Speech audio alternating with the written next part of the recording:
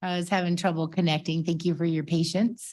Good evening and welcome to this evening's study session of the City Council. Agendas for study sessions, including concept reviews, can be found by visiting Broomfield's website at broomfield.org. The public agenda this evening includes one concept review and one study session item. Members of the public may attend tonight's meeting and future study sessions in person at the George DeSiero City and County Buildings Council Chambers located at 1 Tacoma Drive, or watch live on Channel 8 and through live streaming on Broomfield's website. The public may also participate in public comment on the concept review item only, either in person or by calling 855-695-3744 and pressing *3 to be placed in the queue. Public comment will be limited to 90 minutes total per item, and individuals attending in person will speak first. The first 1 through 15 participants in the queue have 3 minutes to speak. The next 16 through 25 have 2 minutes, and if time remains, the next 26 plus participants have 1.5 minutes to speak.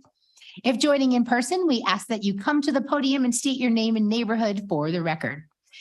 And for our hearing impaired residents present, we have wireless headsets available through our AV team in the back of the council chambers.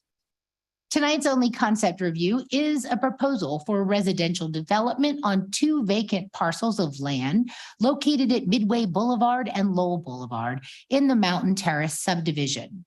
We will follow the city's standard procedures for concept plan reviews.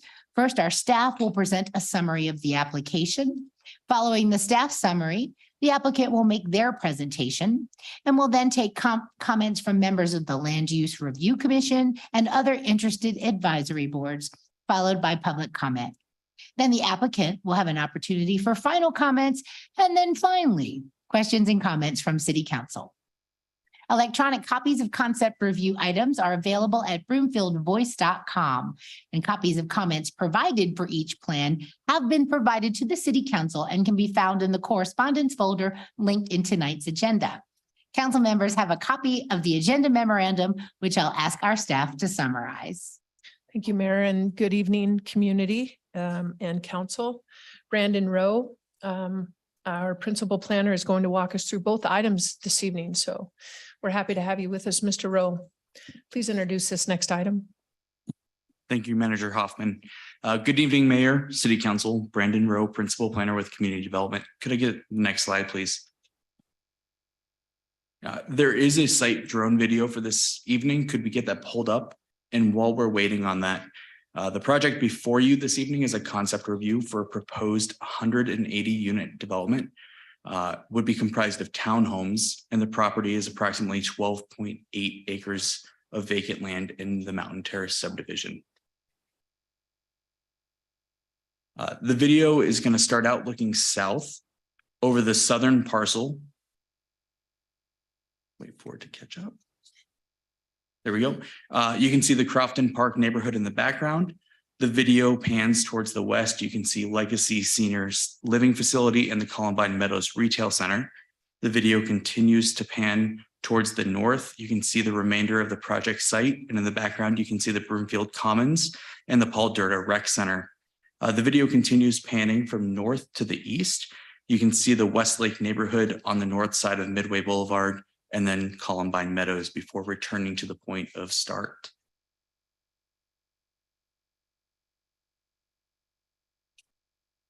Thank you. Next slide, please. The next slide is going to show the comprehensive plan map. The property is designated as mixed use commercial in the 2016 comp plan. The proposed development is consistent with this underlying designation. The project area has existing approvals for an age-restricted housing development, so a PUD plan amendment will be required to change the use of the property. The change in use is estimated to result in a net negative annual impact of $375,000. This estimate is based on the current version of the long-range financial plan approach. Next slide, please. Again, the development is proposed to be comprised of 180 for-sale townhomes, currently proposed to be 2 or 4 bedroom units spread out between 38 individual buildings. The buildings are proposed to be comprised of 3 and 7 plexes. As part of the development proposal, the developer is proposing to satisfy their income-aligned housing obligation with on-site units. The code requires 12% of this units to be provided as income-aligned. The applicant is proposing to meet that at the 90% AMI level. The townhomes are oriented in a manner that places garages internal to the site and fronts the buildings along Midway Boulevard, the Gay Reservoir Channel, and the adjacent neighborhoods. The conceptual design also shows 4 ingress and egress points into the development, none of which connect directly to Lowell or Midway.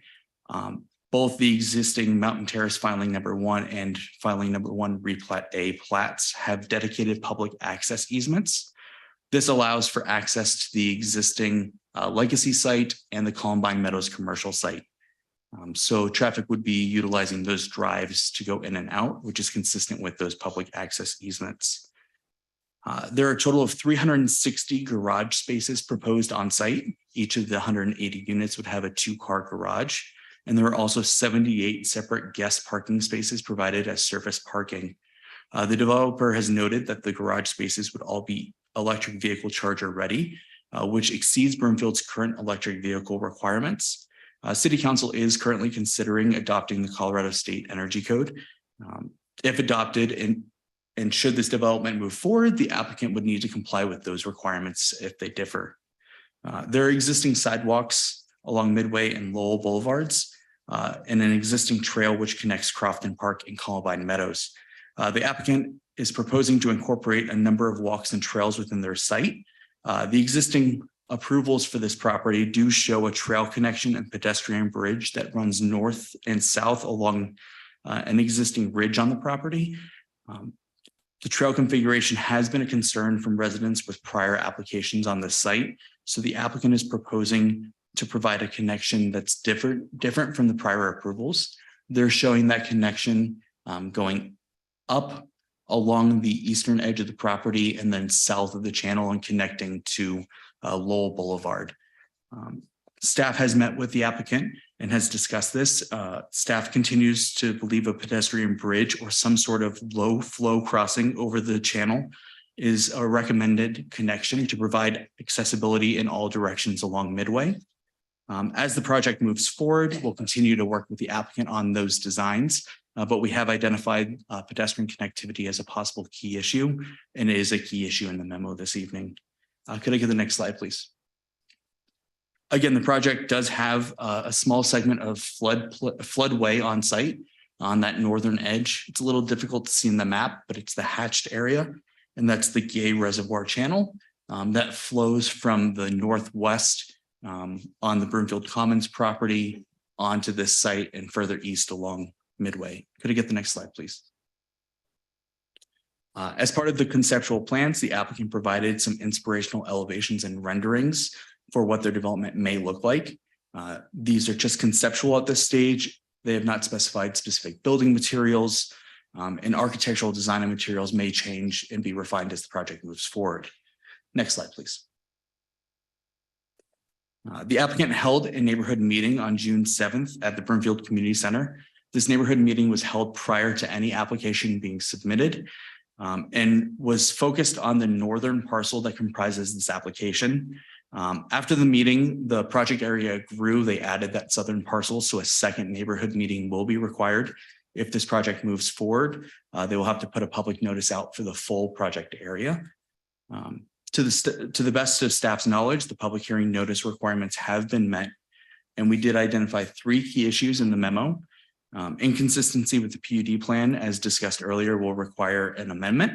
The pedestrian connectivity to Midway, and the third key issue that was not discussed in the presentation but was discussed in the memo was the fact that there is a large, well-established prairie dog colony on site. So the applicant will need to work with our open space and trails team on relocation of those prairie dogs should the project move forward.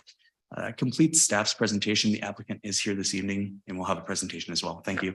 Thank you, Mr. Rowe. And the applicant's presentation is next. Will the applicant's representatives please identify themselves for our listeners before beginning your presentation? Hi, good evening. Mayor and City Council, thank you for having me and thank you for affording me this opportunity to get your feedback from both you and the community on this project.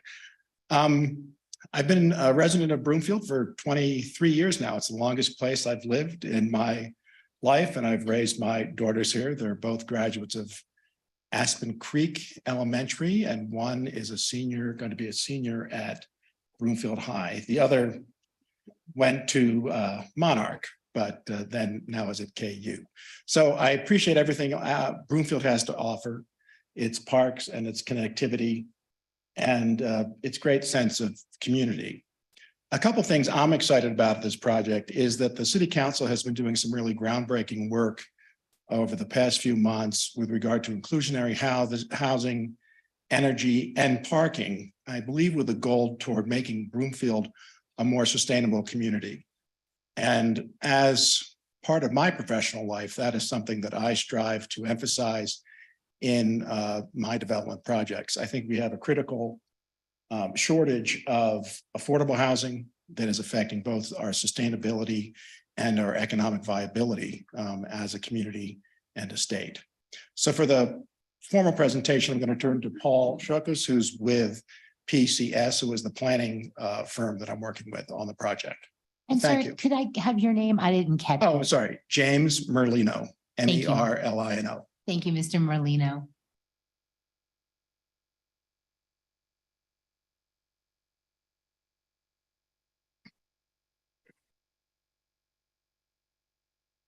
Hello, Council. My name is Paul Shukas. I'm with PCS Group.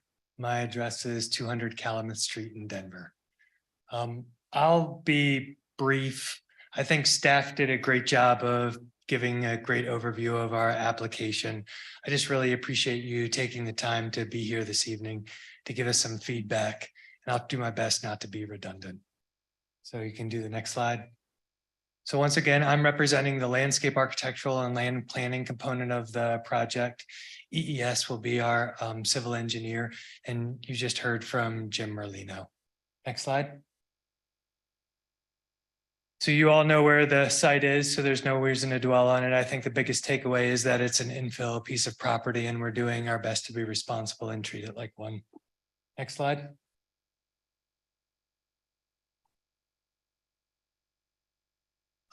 As staff had mentioned, it takes more than just us as a design team and civil engineer to shape a community.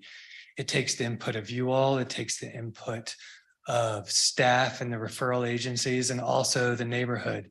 We've met with the neighborhood once, and when we did so, we did get a lot of good feedback as it related to, it was anything basically from prairie dogs to architecture to landscape setbacks. The site has grown since we have met with the neighborhood, and we plan on meeting with the neighbors again and garnering even more feedback from a lot of our neighbors to the south. Next slide, please. So this is what Jim had touched on. This is our site. You all have seen this map. It's just our site overlaid on the Parks and Open Space map. And while we will plan on proposing amenities and landscape areas within our site, there's a lot of great opportunity for open space and parks around us. And there's also a lot great opportunity for connectivity going through our property. Next slide, please.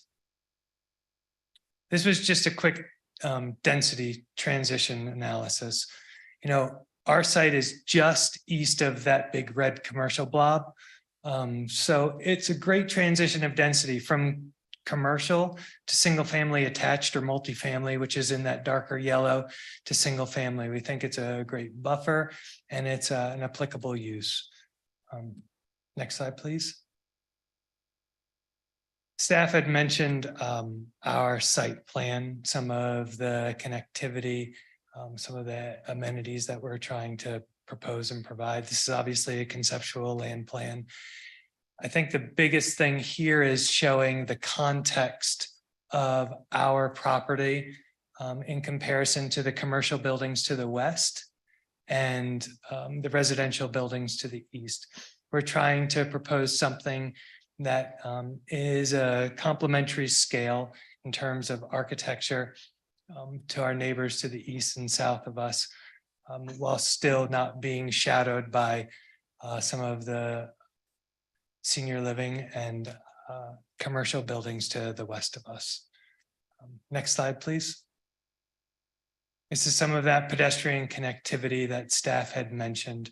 What we're really trying to do is propose pedestrian multimodal movement from east to west. There's not a lot of connectivity and pedestrian traffic going from south to north, but we do feel that there's viability and connectivity and great opportunity to bring people from the east to the west through the commercial center and to Lowell Boulevard.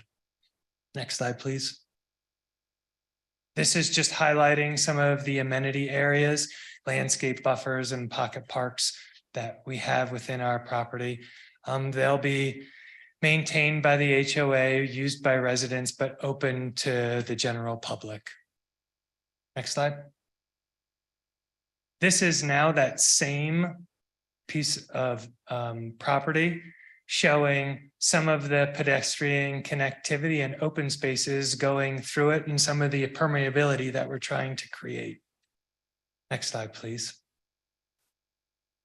These are just some conceptual perspectives. This is from Midway looking southwest. It's showing front architecture facing some Midway Boulevard. Next slide. This is one of our pocket parks. This is one that we anticipate to be a passive park. Obviously, the design hasn't been completely worked out, but it's just a vision for what we believe the amenity will look like. Just gives you a sense of scale. Next slide. This is showing one of the landscape buffers in the neighborhood meeting. We definitely heard that we needed to be sensitive to this. This is showing that spatial relationship between our neighbors to the east of us looking west. Next slide, please. This is just another one of our pocket parks in the southeast corner. It's a more active park that we anticipate. Next slide. This is just finishing up on an aerial perspective. I would say no one would ever see something like this, but we did just see a drone footage of our property. So this is what the property would potentially look like from a drone when it's built out. So next slide. That's our presentation. We really appreciate anything and everything that you have to say. We'll take it to heart and are here to answer any questions if you have any. Thank you. Thank you very much. Well, we're going to move on to our boards and commissions. Are there any members of the Land Use Review Commission who would like to comment on this proposal? No lurk. Well, let's move on to other boards and commissions. Open Space and Trails Committee. No, any other boards for feedback? Here we go.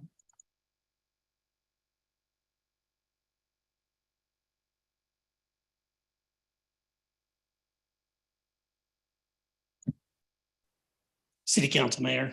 I'm Devin Fox, Neighborhood Board of Adjustment. And I did have a few, I'm also a resident in the area and had a few comments that I wanted to just bring up tonight. Obviously, something's got to go here. We've heard over the years lots of different concepts to go in this parcel of land. I like what this proposal is. I have not in the past liked a lot of these. Do have some concerns though. One of them I think is the biggest would be the drainage that comes through this parcel right now. The entire side of Lowell Boulevard, all the businesses and stuff drain into this field. And when we have significant rainfall right now, the Gay waterway area there becomes very full and has flooded Midway the past 2 or 3 times that it's had a problem. I know that they're proposing a retention pond, but wanted to make sure that this is going to be significant enough to remedy any flooding problems that this could potentially bring up. The density would be the other thing that we've heard 130 units before. Those were squashed at last meetings. This is 180, feels like a few too many in that area, but obviously could come down a little bit and would be just fine.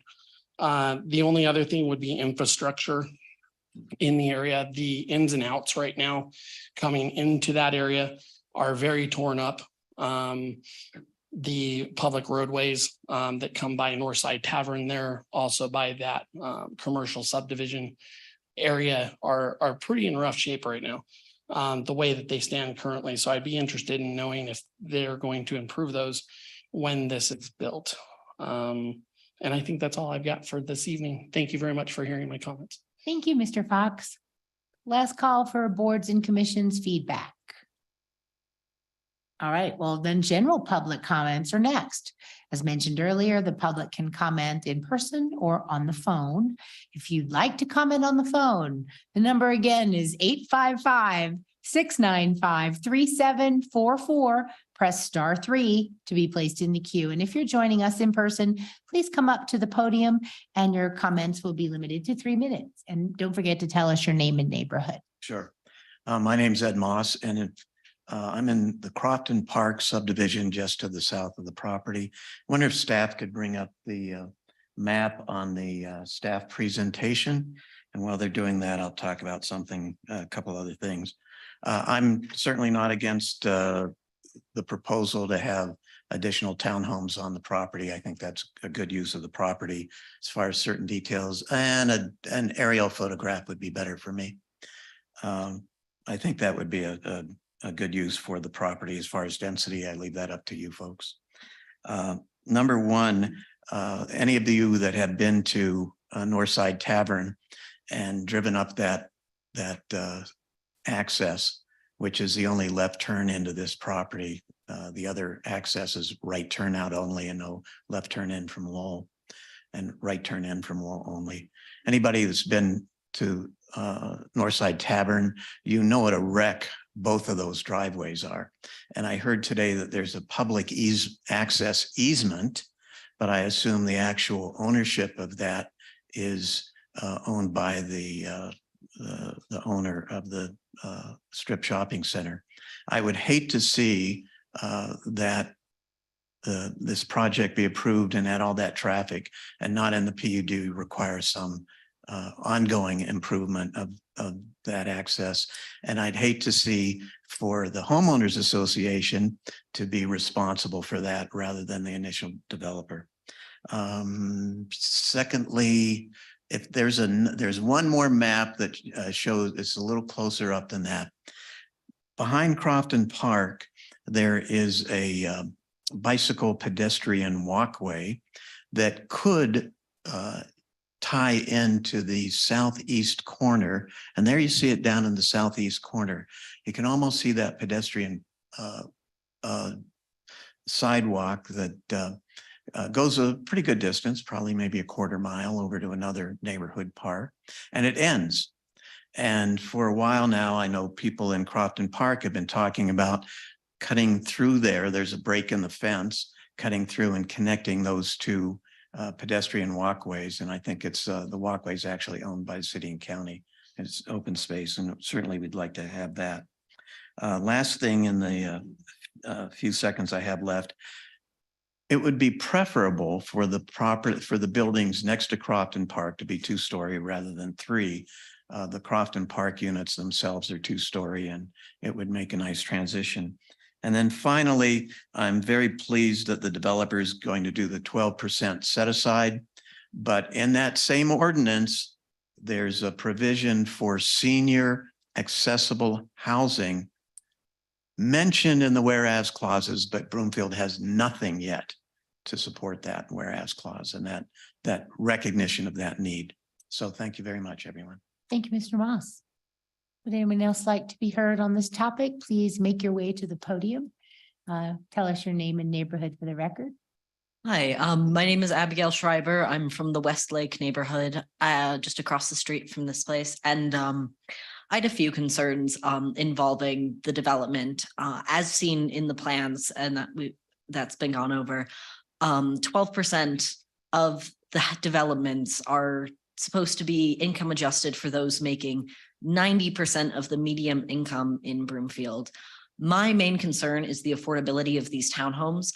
180 townhomes for anyone who has ever lived urban is a completely reasonable amount of dwellings for this place, but 12% of them is 21.6 of the townhomes being affordable to people in our communities.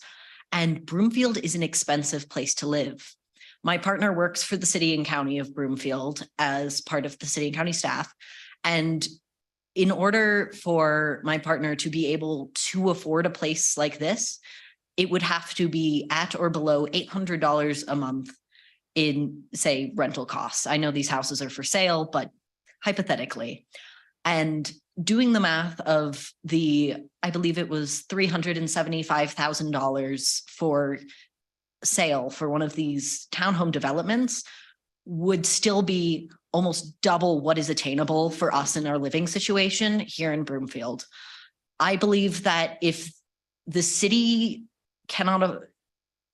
if people working for the city cannot afford to live within the city, that we have a problem. And that if the developer can either take this amount and lower it so that it's more accessible to those living below the median income of Broomfield, that would be much appreciated. It would better our community and it would make it more accessible for those who are living here to continue to live here instead of having to move to other places. And then we lose them in our community. In addition to that, I'm grateful to hear that trails and parks will be working to move the prairie dogs as opposed to exterminating them. I'm very happy to hear that. And in addition to this, I also would like to bring up the concern involving one, the drive-ins, but we've already heard about that from others. And secondarily, how these developments are going to be kept from being purchased by third-party ownership companies that then will turn around and immediately raise the rental prices on these units and then try to sell them back to the public. We've seen it happen. I'm originally from Lafayette. We've seen it happen time and time again where people are bought out of their own housing because they cannot compete with the third-party corporation. I do hope that either the HOA or the development will be putting in policies and be vetting those who are buying the houses in order to prevent this from happening so that, again, we can all afford to live here in Broomfield. Thank you. Thank you very much. Anyone else who would like to be heard?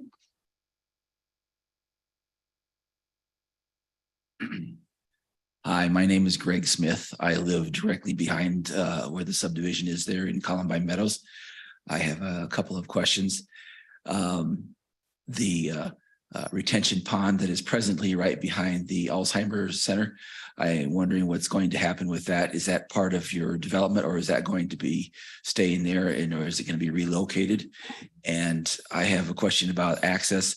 There is a property there on the southwest corner of Columbine Meadows that has been reserved for access to Columbine Meadows.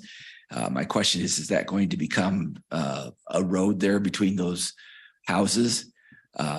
And I have serious concerns about that because we have it blocked off over there on Hazel, so it doesn't come through. So those are my main concerns. Other than I really, according to your plan, we have the least buffer between our house and the new buildings that are going to be built, but you've moved it back toward us, so we have less buffer than the people who already have more buffer to the south. And I would appreciate some adjustment to that buffer zone because I think that that's an unfair thing. And as the gentleman stated here, I think that all the properties which border the neighborhoods should be kept to 2 stories, including mine, not just Crofton Park. I am the longest resident in Columbine Meadows. So I would appreciate not destroying my lifestyle there. So thank you very much. Thank you.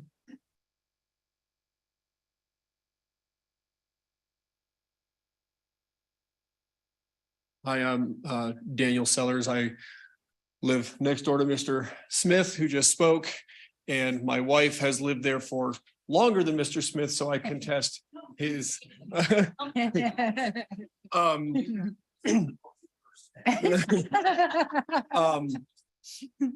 So I don't have a lot of concerns that haven't already been voiced. Mostly, if any of these units are 3 stories, as Mr. Smith addressed and the other gentleman, I forgot his name, but to keep those more in toward the west side and away from the other homes.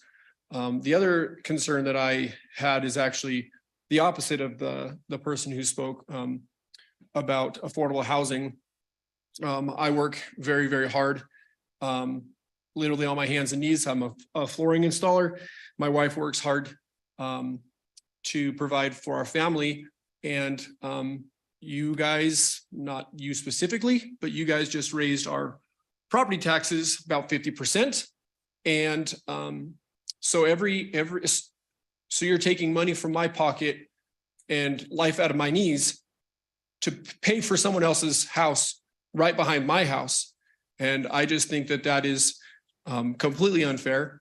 I work, like I said, very hard. And every minute that I'm working to earn money for my family, I'm not with my family. And when you take those minutes that I don't spend with my family and give it to someone else so that they can live in the same community that I work hard for, I just find that to be more like communism than American values of work hard. If you can't afford to live in Broomfield, I'm sorry, he was right. It's expensive to live here. It's very expensive.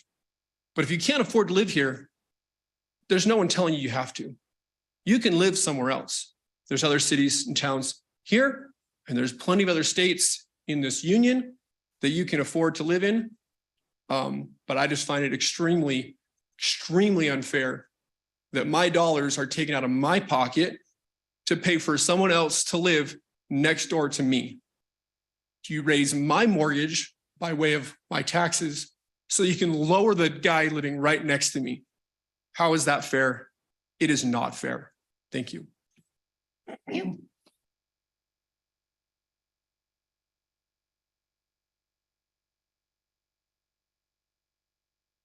Hi, I'm Jen Sellers. I just had a question. You said you're going to be putting electrical units in every single garage, is that right? EV charging stations. for EV electric charging car- stations. Cars. Does, You can come up and clarify.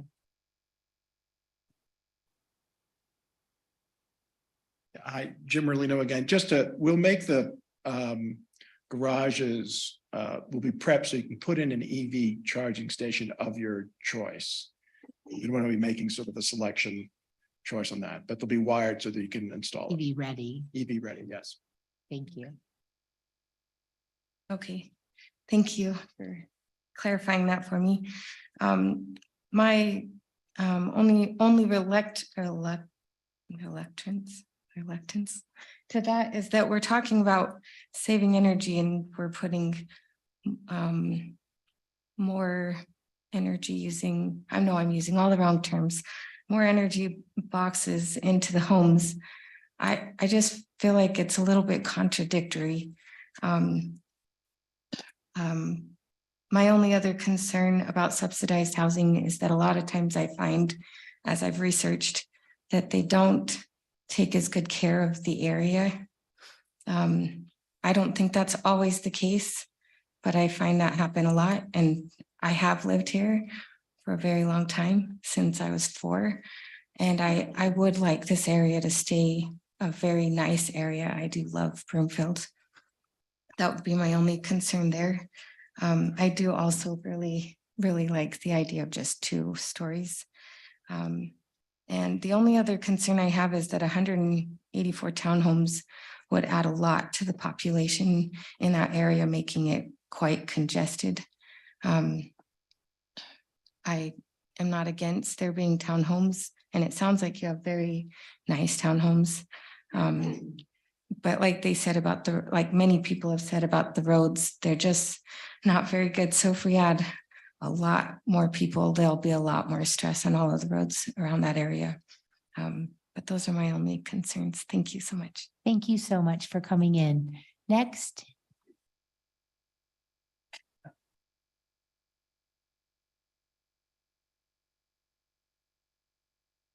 Good evening. My name is Alexis Garcia. I'm in the Columbine Meadows neighborhood. I can see this development from my front yard, so this is a very important topic for me. Unlike some of my more tenured neighbors, I'm fairly new to the neighborhood. I moved in 2020. One of the reasons I moved in was because of the character of the neighborhood. Like I said, I live on that roundabout that connects that public space walkway to this development. And it's very quiet. The neighbors are very nice. And one of the things that concerns me about this development has to do with a number of things that have been addressed here. It's a combination of the density, the parking spaces available. As you guys are aware, there is no parking on Midway on Lowell adjacent to this property. So my concern is that the lack of parking spaces included in this development would spill into that roundabout connecting into the neighborhood. Now, I have a 3-year-old kid. The neighbor, one house down from me, has a similar age kid, and the next neighbor has a 3-year-old as well. So we have a lot of young kids in the neighborhood. And that really concerns me that our entire neighborhood would be moving with cars that are living in those townhomes because there isn't adequate parking spots in that development. One of the questions I have for the Public Planning Commission is what the density of this development looks like as opposed to other existing townhome developments in Broomfield. Is it in the 90% level? Is it in the 50% level? It would be interesting to know that, to see what we're getting as neighbors. One of the other things that has not been addressed that I brought up with the prior development that was proposed on the property is that this seems like a missed opportunity for mixed use development in this area. So one of the things that's lacking in the neighborhood is the ability to walk to get coffee somewhere, the ability to walk to go to more retail sites. Like the map showed with the developers' drawings, is that there's a whole commercial sector there, and this kind of puts some residential in it, but it is a missed opportunity to add something to there. My last point, I will echo the thoughts on the walking trail that connects the Crofton Park neighborhood to this trail right here, right now. I see lots of families walking there with their strollers. When it's nice, but when it rains, when there's snow, we have to carry our strollers through mud, through snow to get onto that Crofton side. And that also seems like a missed opportunity. Talking to some of the other neighbors in the area, it seems like some additional landscaping from the city side would also be beneficial in addition to the developers' landscaping. Thank you. Thank you very much. Yeah.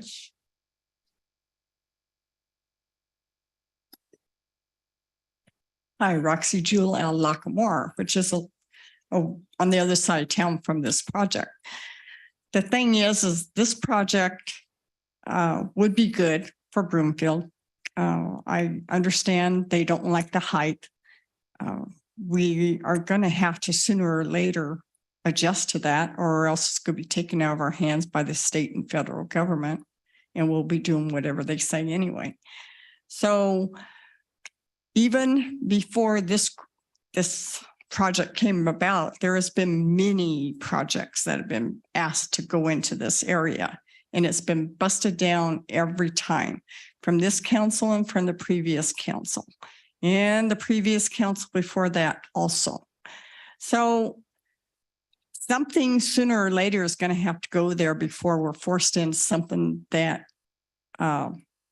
maybe the neighborhood and the city and county doesn't really want to have to go in there. But please get something in there sooner than later, because that area town needs something there. It's looking pretty sad, and it's got a wonderful area all the way around it.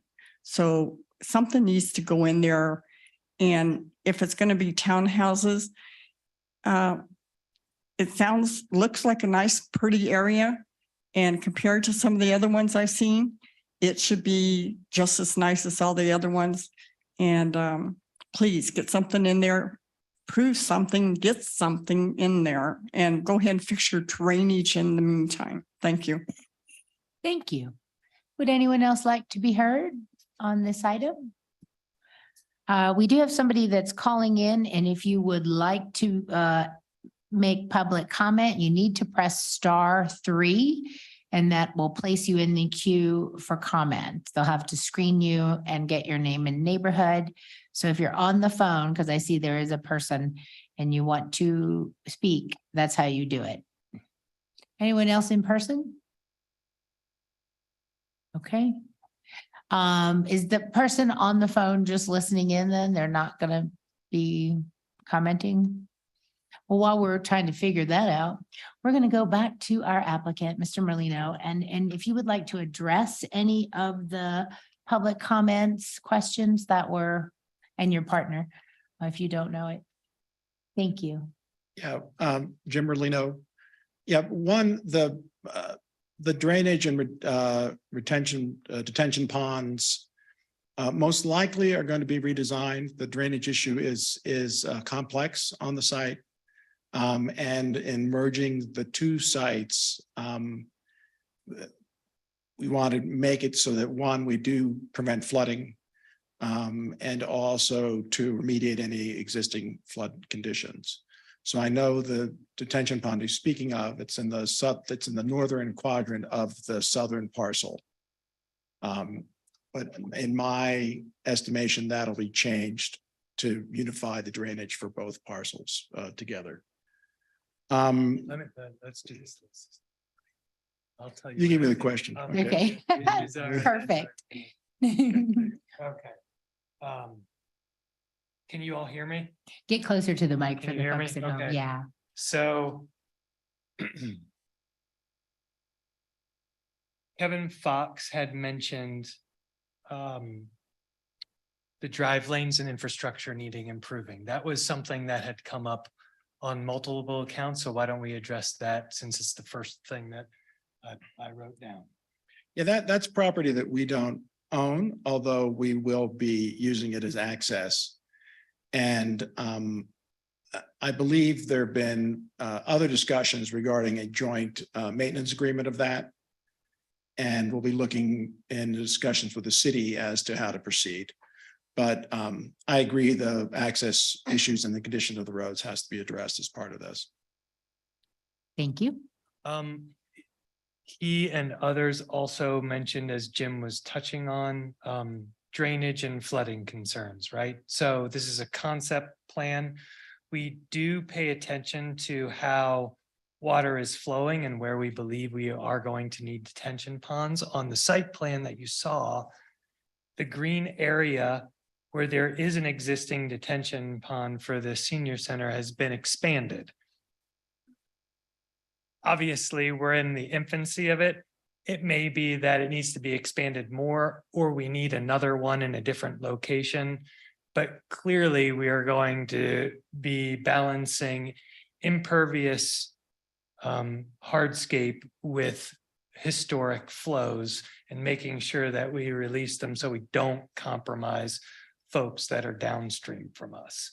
But in terms of specifics, all I can say is that we will be adding and improving on the detention that's currently been provided on site.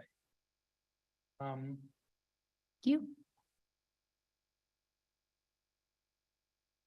Some driveway issues that we spoke about. Okay, we heard not only transition of density, and maybe you can touch on this, but transition in height.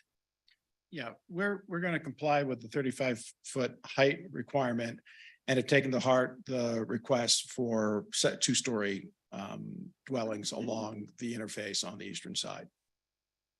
Okay, so you're saying the adjacent homes will be two-story, and then the And that's my vision for the final plan, to have a transition zone that'll have the two-story product facing the properties on the east. Right, thank you. And the income aligned units are deed restricted, correct? Yeah, they're permanently deed restricted, income aligned. So regardless of who owns the development, they will remain deed restricted. Yeah, this is all going to be for sale. So, Oh, yeah. yeah, so these are all for sale. So the deed restricted goes with the deed. So that is restricted in perpetuity as Thank far as you. the deed guidelines. The rest are for sale and will be sold on the open market from individual, from the owners to whoever buys them the next time. Thank you. I'm just not used to for sale products. This is like the second one since I've been on council. So I'm like, oh yeah, they're for sale. People can own them. So anyway, so you address that, the buffer, the access. There was a couple of, so I wrote down, I don't know if we're ready to get into the median rate and the 12% and affordability component of this. It's clear that we're going to be doing what we can to meet affordability related to the city standard. But so there was mixed feelings. I think it was Ms. Shriver. I think I wrote that down correctly. She is happy that we will be relocating the prairie dogs, which we will be doing. There are mixed feelings on that. Some folks and neighbors that we did talk to never want to see a prairie dog again. Others want to see them relocated. It's our intention to work with the city and their relocation program with that. And then the last one, and maybe you can touch on this, is concern about third-party purchasing. Yeah. I'm aware of those concerns, but again, since they're for sale product, the individual owners will have the right to sell them on the open market. But the affordable component, which will be in compliance with the new inclusionary housing regulations, are deed restricted and therefore remain affordable. And those are 22 of those units. Whatever the percentage works out to, absolutely. yes. All right. So it would be more difficult to get a conglomerate of individual homeowners together to purchase a bunch of houses versus if this was owned by one or two different entities.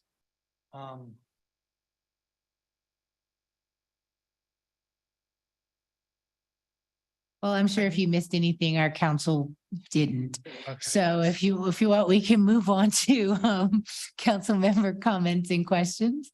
Thank you guys for answering those. So we'll go to council and we'll start with council member Marshall Olson. Thank you, Mayor. And thank you for bringing this presentation to us. We are sorely in need of for sale townhome products in our community. So I am encouraged to see that. I'm also encouraged to see the affordable on-site.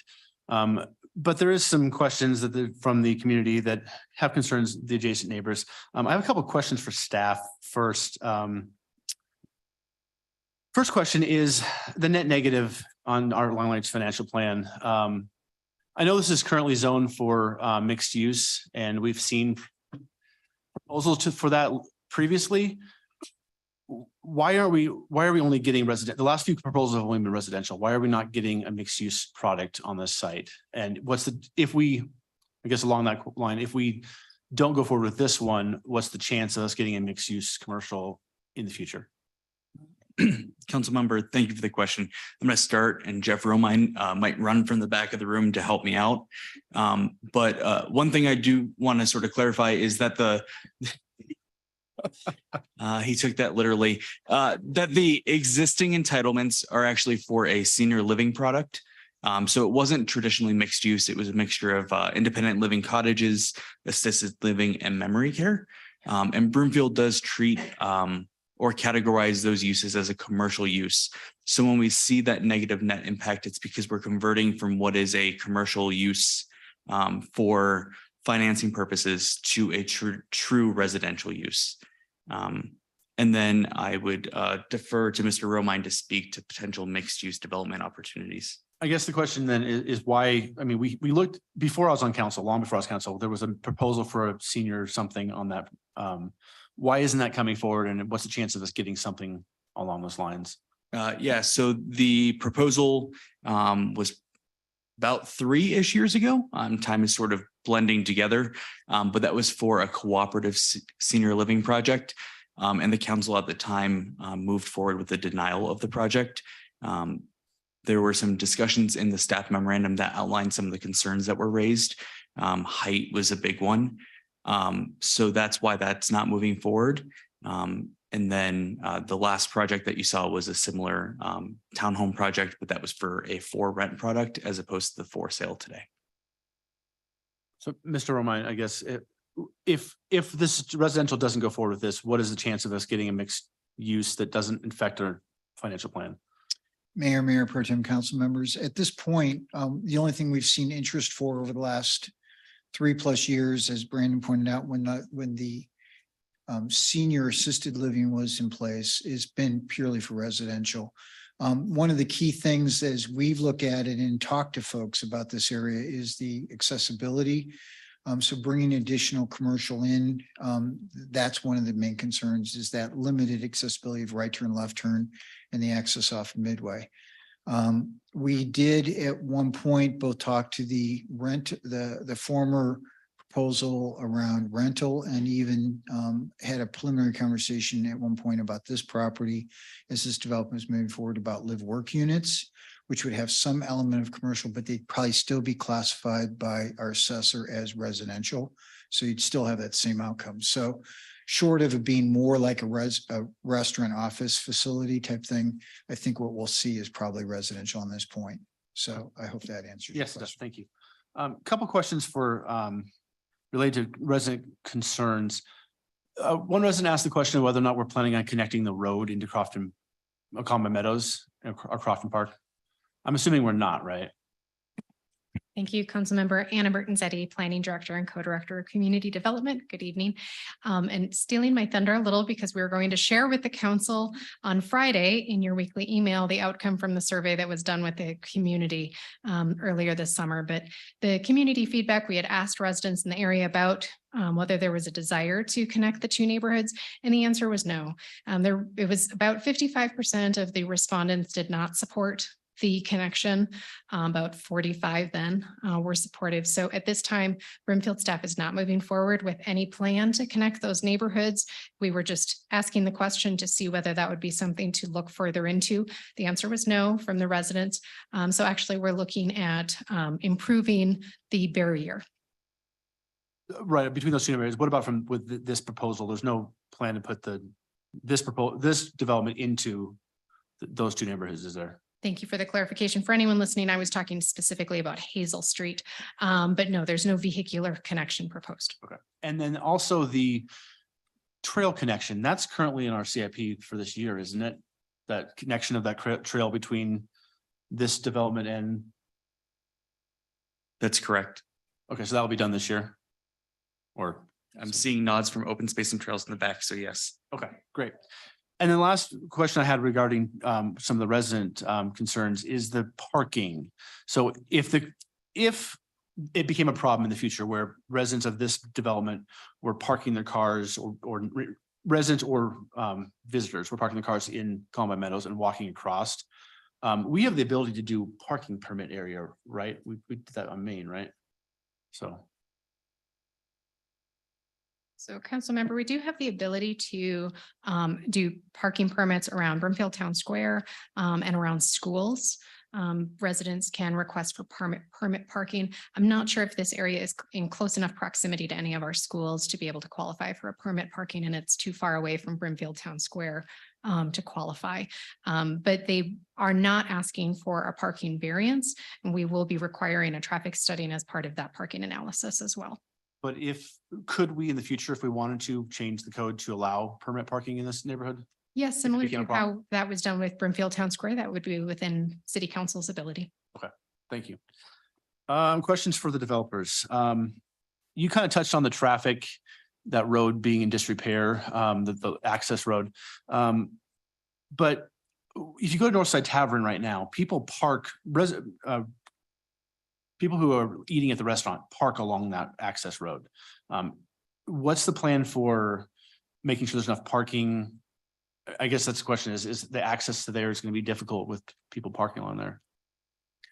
Well, again, we're in the early stages, but I envision that the access issue is going to be part of a major, rethinking of how that access road is used and maintained. I frequent North Side Tavern, and I'm aware of what happens on busy evenings. So I think the parking along it, the maintenance of it, improving it so that it's more pedestrian and multimodal friendly are all things that are going to be discussed. Okay. And what's the height you were proposing for the? I think it's 35 is what's existing, is what we're, both the 2-story and 3-story? yeah, just generally 35. I appreciate you mentioning that you were going to swap out the 3 stories along you mentioned the east side, but also the south side. Yes. Borders Columbine or Crofton Park. Are those houses going to have balconies facing the neighbors to the? Not planned, no. Okay, I thought We're very early, so please, we're very early on, so stay, vigilant on that, but I don't plan balconies in single family product. Okay, I that I thought I see. saw one of the pictures that it had like a balcony on the back side of those buildings, so. All very early days. I just meant the residents that are gonna be behind them might have some concerns with that. Are any of these proposed to have ground floor masters or ADA accessible for seniors? I can say that we're going to build to what the market demand is. And as I've been out reviewing product, as I do all the time, there are a lot of ground floor primary bedrooms. So again, we'll be designing what the market desires, and I can't commit to anything now, but I see the market moving in that direction. Okay, and then one other question about this proposal doesn't have what the last proposal had was the bridge across the drainage onto Midway. Why not? What's the cost of that? Would you consider doing that? I guess is the. Well, we've been looking at it very carefully, and our emphasis, or my emphasis is, first of all, let me say I enjoy the connectivity of all the paths in Broomfield. It's one of the most amazing things about the city, and something that a lot of people don't know about it. But looking at this connection and what we're doing with the project, we need, I think, focus our resources. We'd like to focus as much of our resources as we can on the affordable component of this. We also see, looking at that bridge, a couple things. There's a cost component. There's also a time component, because putting a bridge across the drainage there will require a Clomer-Lomer analysis, which is potentially time consuming. And the third thing is we looked at what the universe of people who would be served by that particular connection. And we'd like to look at it further with staff, but we found it to be fairly small. One, you can travel up. If you're coming up north from the south north on Lowell, you continue on the path and you get to the corner of Midway and Lowell. You can go into the open space or to Paul Durda, or make a right and proceed east. If you're coming from the neighborhood to the south, or have entered below into the property at any of the points we're going to have open to the public, you can proceed to the east through the existing bike path that sort of looks like a question mark that goes down to Julian and 127th, I believe, and go over to Hazel and get to a fully signaled intersection with an existing bridge. So looking at it, it was hard sort of to analyze in the different neighborhoods who you're serving, or who wouldn't be able to find their way across to Midway just to move east and west. I think it'd be different if there was a fully active intersection that met that bridge. But right now it sort of goes there and you have to make a left or right to get to places where you already have fairly adequate access from the existing trail system. We also are making all of the trails and sidewalks and parks inside the facility, inside the new project, open to the public. So I'm an advocate of promoting more circulation within projects, just to create a greater sense of community and to allow people to use transportation, not only as recreation, but as alternative transportation. Okay, that makes sense. Thank you. And then one more question I guess for you, for staff, and maybe for Nancy. The deed restriction on the affordable units, does that prohibit somebody from buying the property and then renting it out at market value?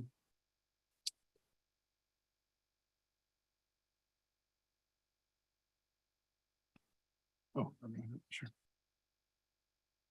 Mayor Pro Tem, council members. So under the IHO as we currently have it within all the restrictions, one of them is it must be owner occupied. It would be, so therefore it does have that. There is a small window that we can allow somebody who purchases one of these units who is an income qualified household. And if through a hardship, they need to rent it for a short period of time, they can do that, but that is not in excess of a year. That is much shorter. Oftentimes that's been deployed or utilized in other communities for someone who is deployed for military service or something similar to that. So we don't obviously want to disadvantage somebody who is serving their country or something like that. So it's a very rare exception, but it is required for owner occupied of the income aligned housing. Thank you. That's good to know. And then along those lines, the question was asked by a resident regarding the worry of people flipping them and reselling them and in general and reselling them to renters and then becomes a rental property versus for sale. Is there ability through code, through deed restrictions or through HOA rules to require them to be owner occupied, all of the units rather than people buying them and then renting them out? I mean, can we do that through code? Can we require owner occupied?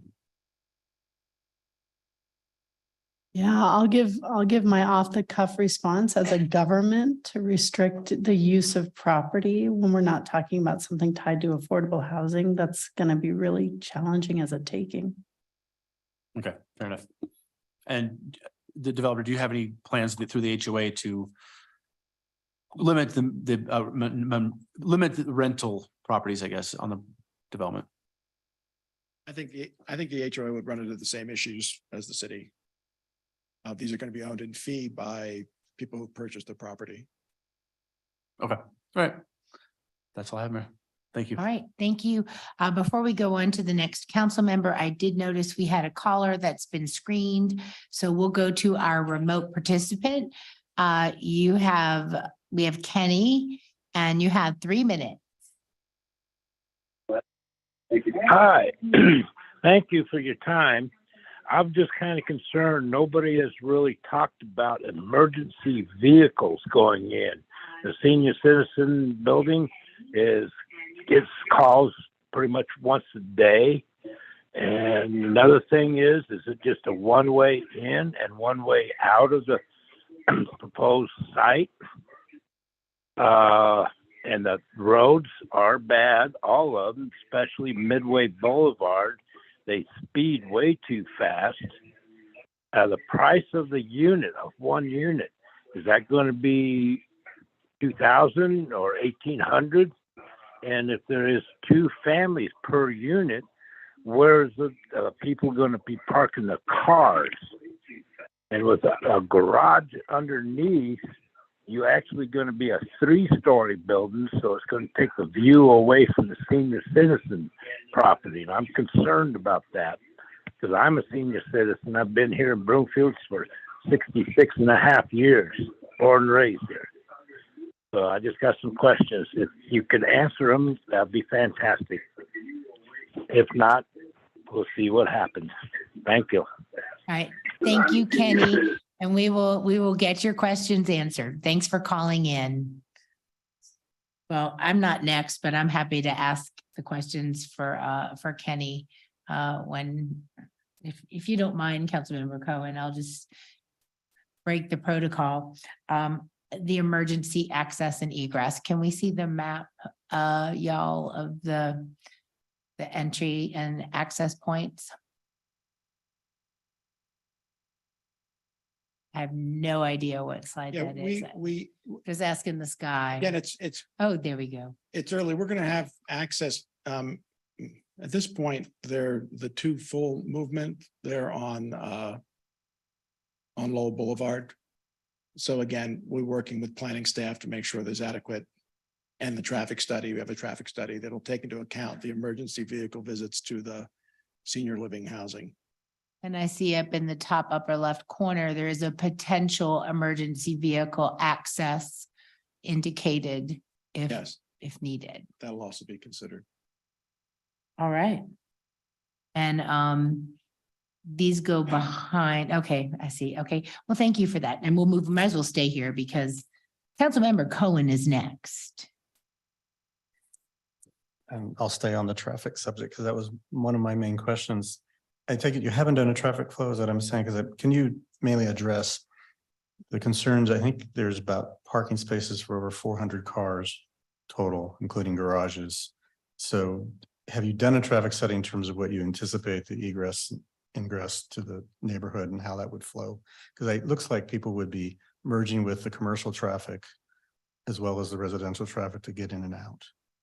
Yeah, we haven't performed a traffic study and we will be, and well, that'll be incorporated into the final application.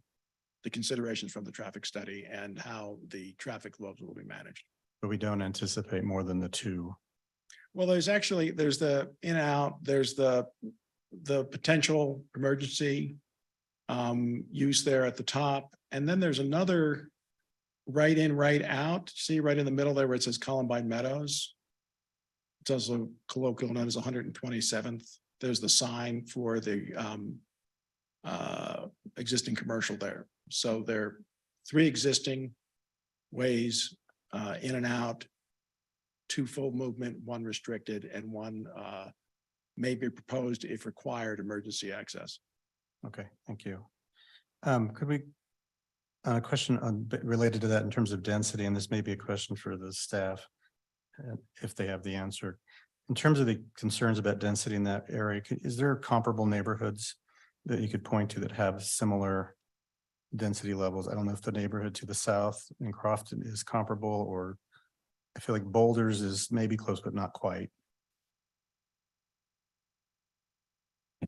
Offhand, we would say that the property to the south is close, but we don't have exact numbers. To the Crofton to the south? Yeah. Okay. Same level, you think? Okay. Similar, yes. All right. And finally, I did want to just clarify on the trails because the connectivity is really important to me as well. It sounded like we would be connecting to the Crofton or the Columbine green belt on the southeast corner. There would be a trail connection there, correct? I understood from staff, I don't know if staff wants to address it. I mean, I support that. I've been down there. There's an interesting situation where you have trails and then sort of a social path and then people going through a fence. So those are off those are off the property that I'm discussing and proposing, but I think the staff had a comment about that. As part of the Survey plan, said or- no. Well, the survey was about the No, this is about traffic. This is about the pedestrian connection in the far south east corner. Councilmember Cohen, so because that is offside of this property, the developer would not be responsible for that, but because it's on Broomfield property, Open Space and Trails and CIP could look at that as a potential project in the future to provide that connection. I don't know if Kristen has anything that she wants to add to that.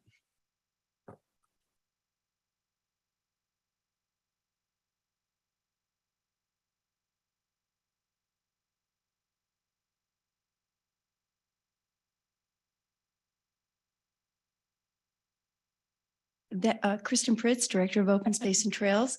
In the very southeast corner of the project, that's where we are working on this project from the land that we own now in that area into Crofton Park. And that is a CIP project for this year. And we're just getting ready to start that. Does that answer your question? Yes, thank you. Okay, Can you, thank you. while you're here, could you just briefly address the northern side in terms, obviously, it'd be very nice to be able to connect to Midway. I assume you guys have looked at that, bridging that culvert before. We need to work with, originally, the approved plan show an actual bridge. And so we'll be looking at that with the developer and seeing what other opportunities there might be, such as a low flow crossing. We need to look into the floodplain issue in more detail. Possible that needs more study. Yes, All right, definitely. Thank you. No other questions. Thank you. I only had one other thing, just with my last time, just to clarify, I think, to the questions about the affordable housing, just clear up the misconception. Affordable housing is not subsidized housing. It's merely required to stay at a certain level to be affordable to people at, I believe it's $60,000 and $80,000 annual household income. So it's not subsidized, it's just required to be at a level of affordable. I certainly appreciate the gentleman's comment about property taxes or the assessment. My assessment went up 48%. So I'm going to feel that pain too, but I just wanted to clarify. Property tax rates didn't go up, but property values went up, and the state governs that process. And unfortunately required us the values to be based on a snapshot of time that coincided with the highest level of property values at that time. So we're sort of stuck with assessments at a snapshot in time when housing values were slightly higher than they are now. It's unfortunate, but unfortunately due to Tabor, we don't have a lot of leeway to do anything about it, unfortunately. And that's all. Thank you. Next is Mayor Pro Tem Jezierski. Thank you, Mayor. Going to start by saying, Brandon, your initial property description brought back memories of Dave Shinneman for me. So for better or worse, but starting at the northeast corner of the property and back to the point of beginning. Anyways, back to the more serious.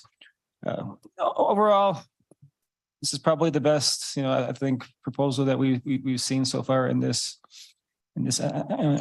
property. As you've heard, we've been through multiple iterations over the last number of years.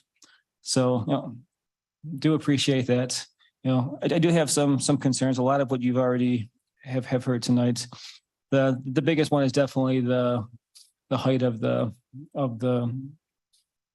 homes, but particularly the ones that are along the fence, close to both the Crofton Park and the Columbine Meadows neighborhoods. It's my understanding that 35 feet is the height limit in the PUD. That's accurate? That's my understanding, yes. Okay, so the 3-story homes would be 35 feet? All the structures have to maintain a 35-foot height limitation. Well, they can't, exceed that, so how tall would would the 3-story structures, would they be 35 feet? And then what would a 2-story structure be? They'll be at that or below. They will have to keep them strict. Understood, right? That's why we had the limitation. So if it's a 2-story structure, what would that height be? Any idea? They'll maintain the 35 height limitation, but would they be shorter? Per design, they'll be lower. Right. I think that's the question I'm asking. So I understand there's a 35-foot limitation, but is there a benefit between 3 stories and 2 stories? And that's what I want to. Yeah. Yes. Or difference, right? Yes, there will. So the 2 stories would be lower. They'd be shorter. Will be part of the process as we go through it, but I've heard the community concerns and I agree that there should be a gradual height change between the two properties. Okay. So yeah, I would say coming back, let's make sure that that's the case. I mean, you've heard the concerns. I think that's going to be a concern that you hear from my colleagues as well. So I'm assuming, and maybe I was wrong, that a 2-story was going to be shorter than a 3-story. Little concerned that it's not. So I guess I want to make sure that that's the case, moving forward on that one. Other thing is, I know you mentioned yourself and you've understood that I think your words were there's a critical shortage of affordable housing in Broomfield. I think that's been mentioned in our council. A lot of my colleagues feel very strongly on that. What are the home prices that you're expecting for these townhomes? It's early to, the ones that are deed restricted will have to go with the guidelines as they are at the time that the houses come on the market. The other properties will be market rate. And these properties will probably get to the market in 24 plus months. So I can't say, but they will be the market rate at that time. Any idea what that means? Ballpark? I mean, again, you don't have to be held to it, but does that mean 300,000, 500,000, 700,000? It'll be right now, I'd say 600,000 and about. 600,000. Okay. Yeah. I mean, because that certainly is not affordable, probably not even affordable for me right now. And so I'll let my other colleagues speak on it. I think they care about that much more than I do, but I would say that 12% of them only get 90% of my AMI. Does very little to put any kind of a dent in our housing issues in Broomfields.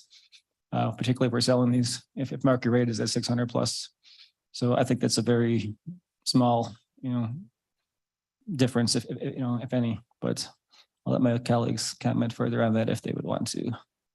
I was concerned about the negative fiscal impact. I've heard the reasoning from Mr. Romine in particular, and I understand that. That was kind of my thought too, that, this may be what we get, and being able to, it just may not make sense to put anything that's in there that would be commercial.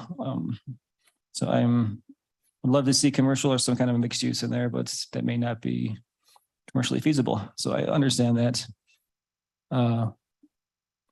And you've heard about the prairie dog issue. I mean, a lot of residents care very deeply about that. So I'm sure you will address that moving forward. And the only question I do have is regarding the deed restrictions, and this is nothing to do with you, just kind of from a practical standpoint, how are those enforced? So, I mean, we have deed restrictions, I understand that, but the enforcement of those, you have to enforce them, otherwise they don't mean anything, I guess. Mayor Pro Tem, council members. So the way that they're enforced is on the original sale. The seller, in this particular case, the developer, would be required to provide the information and identify individuals that are qualified based upon the income levels at the time, as he pointed out. As we go forward, then each individual buyer or each individual seller, as they move forward through that period, would then also have to let us know that they're going to sell. We tell them what their maximum sale price is, and then we would work with them to identify anybody that their real estate agent is providing and making sure that they meet the income and qualifications. Otherwise, the sale cannot go forward. So they would be restricted from the sale and they would not be able to transact. That's part of what that underlying agreement is. That's part of the runs with the property. So it would sit there and it's recorded as the units come forward toward the CO. Finally, just to kind of make sure that you understand the current income levels for a 3-person household, and 90% would be $100,000, which would be the maximum income level for that household, all earners within it. So it may not just be a single earner, it could be multiple. And for a 4-person household, it'd be $112,000, just to give you that information. Yeah, that proves my points. And back to the enforcement part, though, that really wasn't I should have been more specific. I was more concerned about when you had a council member Holsham here. If someone was renting the home, if they're supposed to be single family owner occupied, how would we know if someone was renting it at market value? Normally, you can find that information out either through a rental. We also, in other communities, what they do is they ask for an annual verification by the owner that they are still qualified under that program. Since we have only instituted the program on the for sale side in one development thus far, which is the Lennar Homes up in the northeast part, that's not something we've had to do yet, but that's something that we've done in other communities that I've been part of. Okay, thank you. Last, just quick point was the parking, and I'm sure you'll hear a lot about that as well. I would side with the neighbors that you've heard so far. I would like to make sure that there is adequate parking, and I'm sure you'll do a study to that effect. There are concerns that there's not enough parking that could overflow into the surrounding communities, and there's no on-street parking, as you know, on Midway or Level. So I'd just like to make sure that there is adequate parking. That's all. Thank you. Thank you, Councilman. Thank you. Next is Councilmember Henkel. Thank you, Mayor. Thank you all for being here tonight. I really appreciate you. I don't know what happened to the old development there. Do we have any history on that? I know it said it didn't go through. Was there a reasoning? We've had 3 developments, all of which, for one reason or another, based on circumstance and external forces, the council at the time that was seated declined to move forward with each one of those projects. Okay, thank you. I just wanted to get that clarification. I just want to tell the community, thank you so much for coming in tonight. I know that you guys are taking time out of your day and you probably have to come in 3 or 4 times now that we have all these different developers coming in. So I appreciate your words, and I just want to make sure that our developers really kind of take heed to what you're speaking about. And it sounds like they are, so I would encourage constant communication with our community. A question for staff. Ms. Romine, I'm wondering if the timing on this project coincides with a few housing programs that we have coming up. I know if we timed it right with our down payment assistance that we briefly heard about in our last housing update, could it accommodate 80%? So Mayor Pro Tem, council members, Councilmember Henkel, that program is something that we proposed, as you know, in the July study session. It's something that staff is working on right now, as well as potentially identifying state funding to expand it more than we had originally intended. So that's something that City Manager Hoffman and the staff will bring forward at the appropriate time. It is, I guess I would say preliminarily, we are thinking that that program would probably be in place if this project were to move forward. Linking the two, of course, is not what we do, but I think they'd be aligned in some ways. What that really aims at is not necessarily bringing the affordability down, but allowing people to be able to come and bring that down payment in order for them to do it. One of the greatest challenges that we've identified, and we've seen this with best practice in other communities, is the ability for someone who's at 80 or 90 or 100% to be able to bring the down payment forward in order to qualify for a mortgage. And so what this program that we had proposed and discussed briefly in July is to help meet that need. Again, traditional financing is at 20% as a down payment. You can go as low as 5% oftentimes. So if this project, for simplicity's sake, were offered at $400,000, at 20% down payment would be $80,000. That's what the down payment assistance program would be aimed at, is perhaps $40,000 as a soft second loan and $40,000 in cash from the buyer. So it really is about extending the qualifiability of people in those income ranges and making it able so that they can move forward toward a mortgage. I'm sorry for the detail, but I didn't know how else to get to all both No, points. that's great. Yeah, because like the mayor was saying, it's hard to find anything that we can buy nowadays. Everyone we're always having for rent all the time. So I was just wondering if that would align. I'm also wondering too, Mr. Romine, if this would count towards our targets for sorry. And you don't have to run this time. I'm just kidding. With Proposition 1, 2, 3, like, are we looking at the timing of this that would help with our pipeline of housing? Does that assist us in those targets? So Mayor Pro Tem, council members, the 1, 2, 3, there's two ways to get toward that number that is the goal for our community. As council has indicated, we opted in, or we are opting in, I think maybe tomorrow. We're filling all the forms. But that is requiring the units to be at 60% AMI. These would be at 90. However, one of the things that we've learned by working with the state is if the state is providing some additional assistance for a particular project, then that may allow it to qualify at an 80% AMI level or something like that. As there is no public funds coming in to support this project from the state, then it would not at this point qualify for the 1, 2, 3 goals. Okay. It is something that we are watching and trying to pay attention to as we work on projects, but this one wouldn't necessarily qualify. Thank you. Yeah, I was wondering with the deed restrictions on there, like if we could track it in that sense, but I wasn't quite sure how they would align with that proposition. And then how are we ensuring, and maybe you answered this question earlier, I'm so sorry, but how are we tracking to make sure that the deeds are really being kept track of? We've had instances in Denver where someone's selling a home and, we aren't really keeping track of the deed restricted homes, and they found themselves in a lot of hot water. Yes, Mayor Pro Tem, council members, I know that personally because I was there and had to address that issue and how it should have been remedied when it was first set up. We have learned from that experience. As I came in, it was one of the things I brought with me was that experience. So in working with the city attorney's office and the city manager's office, we have ensured that we will not repeat that learning lesson here in Broomfield. So we're doing that. We're recording various documents against the deed, so that therefore we have that legal standing. It doesn't mean that Denver didn't in that particular case, but it was a little bit more cloudy. This is much clearer in the way that the city attorney's office has helped us do it. The second part of it, and perhaps the most important part of any of these types of programs, is communication.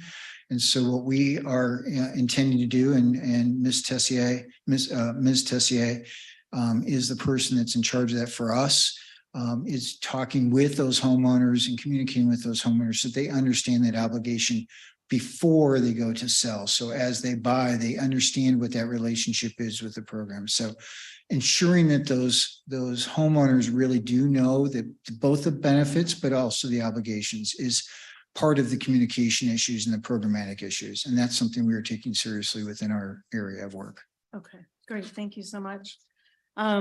Yeah, I just want to add some more thoughts to it. Of course, keeping the community in the forefront of our responses. I do want to remind my council colleagues that increased housing decreases housing prices, and we do need a mix of housing. I do want to also put out there that our Broomfield Housing Authority does work with our 60% to 120%. And also there was a question from another council colleague questioning the 12%. That's in our inclusionary housing ordinance, is my understanding. And again, I would like to make sure that the concerns are still being brought forth with our neighbors continuously. And, you know, until we really make sure that it's something that's compatible with the neighborhoods. Thank you so much. Do you have anything more to add? No, Okay, but thank you, council member. thank you. Thank you. Next is Councilmember Delgadillo. Thank you, Mayor. Here's a question for staff. What does prairie dog relocation look like? I'm gonna ask our champion prairie dog mover. The prairie dog wrangler, the prairie dog kid.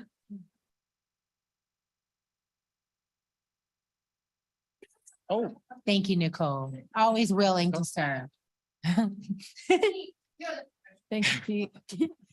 I'm Pete Dunleavy, Open Space and Trails Manager, and Nicole probably does know more than me about this topic, but from our standpoint, this is really when prairie dogs are displaced and there's a existing colony like this is sort of our most humane approach to live trapping the prairie dogs and taking them to another open space site. So in this case, Great Western Open Space. And that's just much better habitat, much more space, less conflicts. And so I really think it'll resolve a conflict that we have in this area right now. So. Awesome. Thank you. Just curious. I don't know what that process looks like, so I appreciate that clarification. Yeah, and we expect this will be live trapping. So again, setting traps, transporting to Great Western Open Space, and then release there with food, water, and some retention cages to try to help that survival rate. So, yeah. Okay, thank you. And then I have two questions for the developer. So one is, I could do the math myself, but I have not done it. What is the ratio between the number of units and the number of parking spaces? Now that I know from the first discussions, additional parking has been added to the concept. I don't have that off the top of my head, and I think we'll be working with the new parking regulations, but whatever is required is what we'll be providing. Okay, thank you. And then for the pocket parks and additional park area, what kind of landscaping were you thinking of for that area? Again, we're at an early stage, but we'll be putting in landscaping in keeping with the landscaping requirements of the city.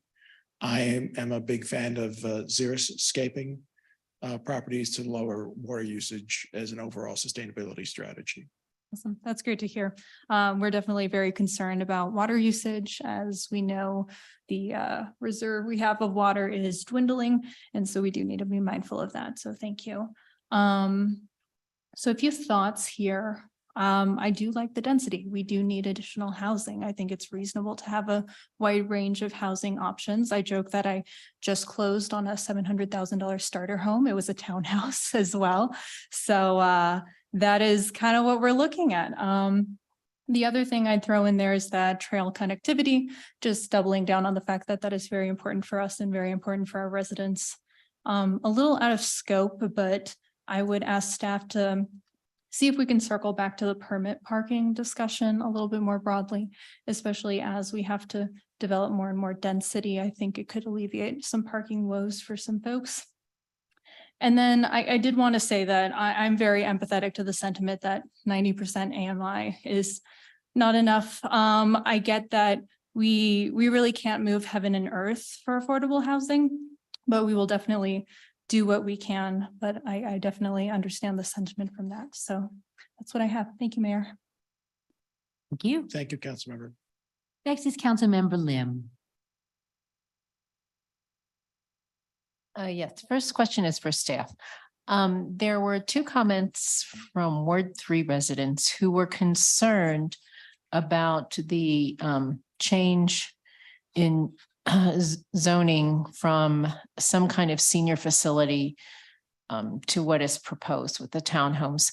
And I didn't take a note that the developer said that they were considering ground floor masters. That would, at least that would provide some level of housing for those who needed to be on the first floor with the bedroom at least. But could staff address in general, when the residents pointed out that, you know, this was a change of zoning from senior housing or facilities, obviously we've heard that in our housing needs assessment, that this is a real need. So could staff address in general where we are seeing movement towards senior housing, or if they see something in the future that's more hopeful, if this project is not going to fulfill that? Thank you, Councilmember. So the one project that comes to mind that we recently had council approve was the Cooperative Senior Living Project. That is a unique ownership style or housing style for Broomfield. That's the most recent one that would be age restricted. Off the top of my head, I can't think of any other projects currently. Councilmember Lim, additionally, the last project that was denied was a senior project in this exact location. So it's difficult after there's been a denial and that it checked the boxes for others, whether it be the same developer or other developers that have that particular product, to come back through. There has to be a long chain of you know, goldfish memory, because they wouldn't want to go through that process all over again. And that was pretty recent denial. If I could just add a comment, another project that is pending within Broomfield is looking for tax credits, 4% tax credits through CHAFA, is something called CCH Senior Housing, which would be down at the Harvest Station. That'd be independent senior living. They have not received a tax credit, and so that project is something that has moved to a certain level in the community and within our processes, but not moved beyond that because of the requirements for that gap financing. I would also point out that it's always important. We've alluded to it, but I just want to make that distinguishing difference. There's institutional senior living, assisted living versus independent living. And so as an example, the CCH project and the co-op that Brandon talked about were both independent living senior housing. The assisted living is something like Cadence is over just on north of 120th over in the Trison area, or what had been previously proposed two projects ago on this site. So those are different. Also on the north side, there's an assisted living. The gallery Might still be under construction or it's completed. I don't know the exact timing, but it's up there on Colorado 7. So I hope that helps with some additional projects that we do understand, and we continue to work on senior projects where we can. It is a difficult place to work though. Okay, thank you very much. Some resident questions in the communications folder. There's a few questions I don't think were addressed by the developer yet. Well, certainly there was concerns about height in the building of the buildings. If you're going to place the 2-story next to the south and east, that would certainly be helpful. There was also a suggestion in the resident communications about shadow drawings with showing the proposed height and elevation against the houses on the perimeter in the other neighborhoods, would you consider doing something like that if you brought it forward? Yes, Okay, that's good. Thank you. Will the HVAC units be on top of the buildings? not sure at this stage in planning. Okay. There was someone in Columbine Meadows who was concerned about the light pollution. Do you? We have to provide a photometric plan, but also as part of sort of the sustainability portion of this, we'll be looking to limit light intrusion and other factors regard to how the lighting affects the surrounding environment. Okay, that sounds good. And do you have an idea of the square footage of the unit of the townhomes yet? Not at this time, no. Not yet. Okay. Do you anticipate that the low income units will be spread around the complex? That's my The goal. affordable units? That's my goal. The residents at low income, I Yeah. should change that. That'd be my goal. I don't think it doesn't make market sense, and it doesn't make sort of the programmatic and policy sense to put all the affordable units in one place. Good. Okay, thank you. I'll just add, there was a comment about concerns about the townhomes being owned but then rented. I mean, from my experience in the Wildgrass community, certainly we have both townhomes and single family, and the townhome community members are a mixture of owner occupied and owner rented. I was one of the renters when I first came to Broomfield in that townhome before I bought a house in Wildgrass. So, and the townhome community, whether they're owned or rented, are some of the most vibrant community members, I would say, in the Wildgrass community. So from that perspective, I just wanted to comment. My experience is, it's a good mixture between the townhome community and the single family community, no matter if they're owner occupied or rented. So thank you. Thank Good you. Councilmember. Councilmember Anderson. Thank you. I just want to echo the concern about the two-story buffer and, but like true two-story heights and not getting closer to the three-story height. So just keep that height down as well.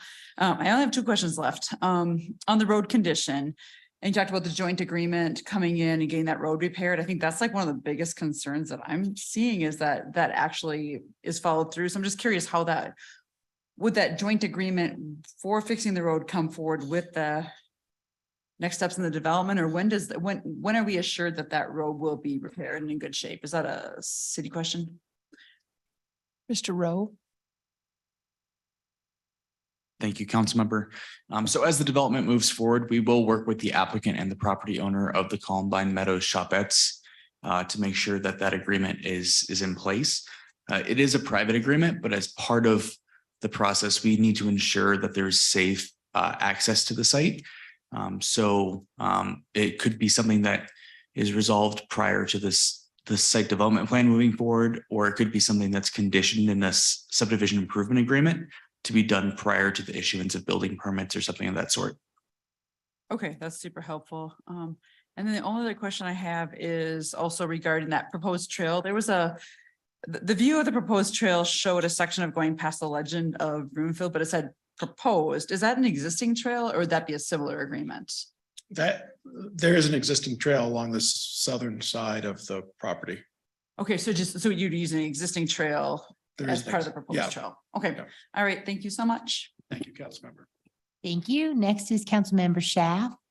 Thank you, Mayor. So, this is another infill project, which, is going to be tough and has certain challenges, but I look forward to it. I think that this is a pretty good project. You had mentioned 24 months to completion or at least construction of these units, which seems like a long time out. And so hopefully it moves along fairly quickly because I think this is a use that the community definitely is in need of. So I look forward to seeing this project come back. Couple questions though for you. The detention ponds, that are in the development plans or the concept plans at this point, are those detention ponds going to serve the townhome project only, or are they proposed to serve the commercial and the existing commercial as well as the townhomes? They will definitely serve the townhome projects. I believe there is an agreement or detention that is being taken from the Legends property that is burdened on the 5.5 acres that will have to be taken into consideration for the development of the project before you. Okay, so as those stormwater plans and studies come about, we'll determine all that. Yes, our goal is to eliminate flooding conditions, of course, and to prevent the overflow of the drainage system. So we look forward to working on that. Love it. So as this comes forward, do you anticipate that the PUD and the SDP will come forward as a complete package, or do you think that those would that PUD and the SDP would come separate? Well, it'll be all one package, but for efficiency's sake, to get this to market as soon as possible. Awesome. Sounds good. That's all I have, Mayor. Thank you. All right, thank you. Any other council member questions or comments? Before we go to second round, I just want to say I appreciate how much you're working with the community and answering questions, having the neighborhood meetings. It's going to be important moving forward to allay any of these concerns that we've heard tonight. And I think you've done a really good job of addressing them. So thank you for that. And we will go to a second round of council member comments, starting with Councilmember Marshall Olson. Thank you, Madam Mayor. Thank you. Thank you, Mayor. Just briefly, I just wanted to echo what Mayor just said. Thank you for working with the community on this, especially being willing to address the height and the 2 versus 3 story against the neighboring things. I do support this project. I think that the density is what we need in this location. I support density in general because I do believe that moving towards a sustainable community with multimodal transit, we do need density. That said, this is an infill development and density is always tough, but I think you're doing a good job bringing this here. It's an it's a for sale townhome product, which we desperately need, and you're doing affordable on site. So I do support that also. So I appreciate this and I look forward to seeing it come forward. Great. Thank you, Councilmember. Thank you. Anyone else? All right, well, thank you so much for being with us this evening, and we look forward to seeing you come back in the future. Thank you. Thank you very much. You're welcome. And our only study session item might be a long one. So maybe we should take our break now and then come back and be fresh for this next thing. Thanks, y'all. We'll see you at 7:54.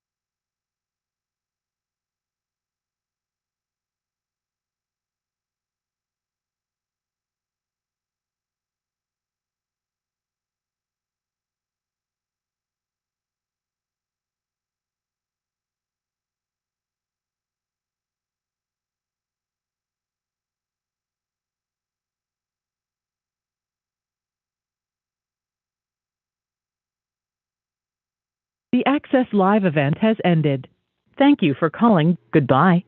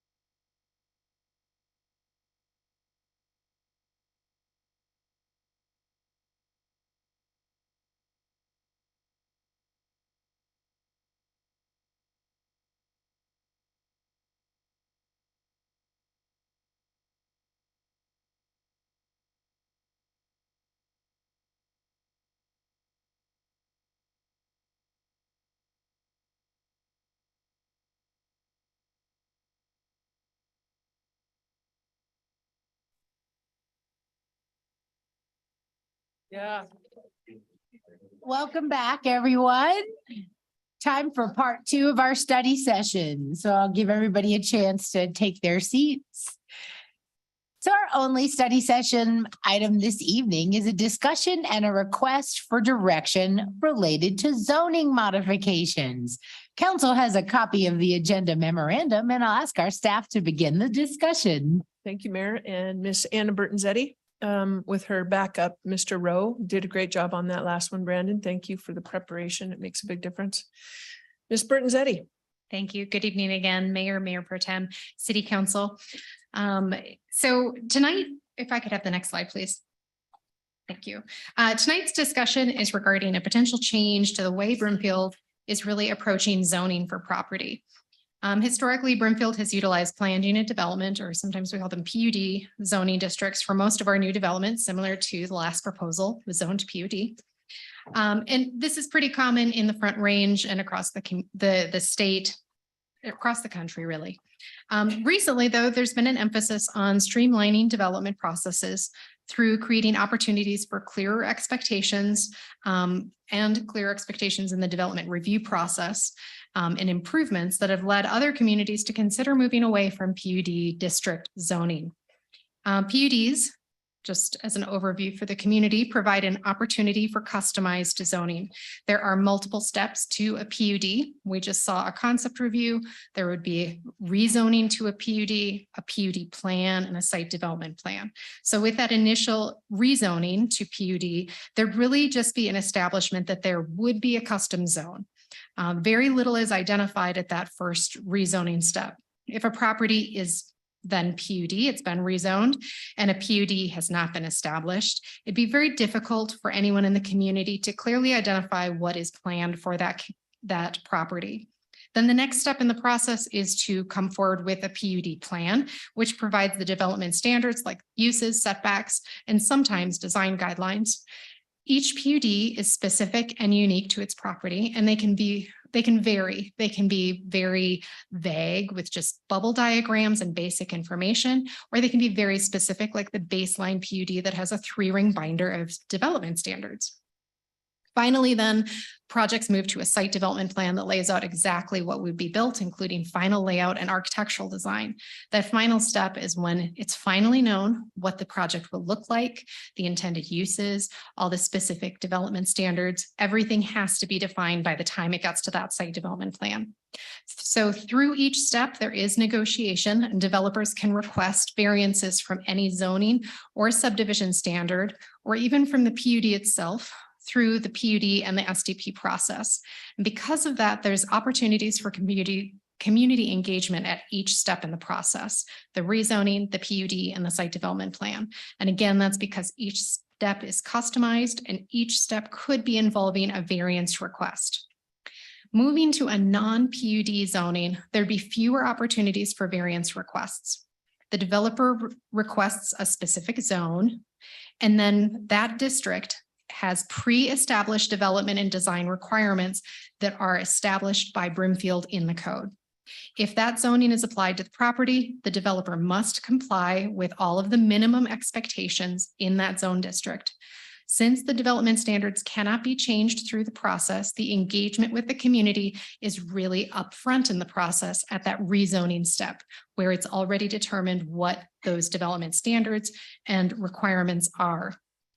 With tonight's discussion, it's important to note that we're really asking for City Council's feedback specific to the approach of moving towards this type of zoning, rather than on the specifics of what you'll see in the exact district for the MUD, mixed use district, and TOD districts. It'd be expected that the actual development and design standards would be modified before we came forward with anything further, if the direction coming out of tonight's study session is to further consider this request. We'd be working through a number of months to craft those PUD and TOD requirements, and then bring it back for another study session in the first part of 2024. So tonight's discussion is not proposing rezoning of any particular property at this time. The intent is also not to eliminate council's ability to review or to consider future development. It would be, however, to move those decisions of the city council and the community further up towards the front end of the development review process. So instead of being rezoning PUD and SDP, there'd be a lot of decision-making upfront at that rezoning step. It is also not the intent to eliminate public input, but rather again, to ensure that at the time of rezoning, the public is aware of the proposal, the density, the development standards, and can comment on that early in the process. We have some high-level questions that Mr. Rowe will go over as part of his presentation. And we look forward to the feedback from tonight so we can determine whether this is something that council would like staff to further consider and bring back. So I'll ask Mr. Rowe to continue with the presentation. Thank you, Ms. Burton-Zeddy. Thank you. Again, City Council Brandon Rowe, Principal Planner. Could I get the next slide, please?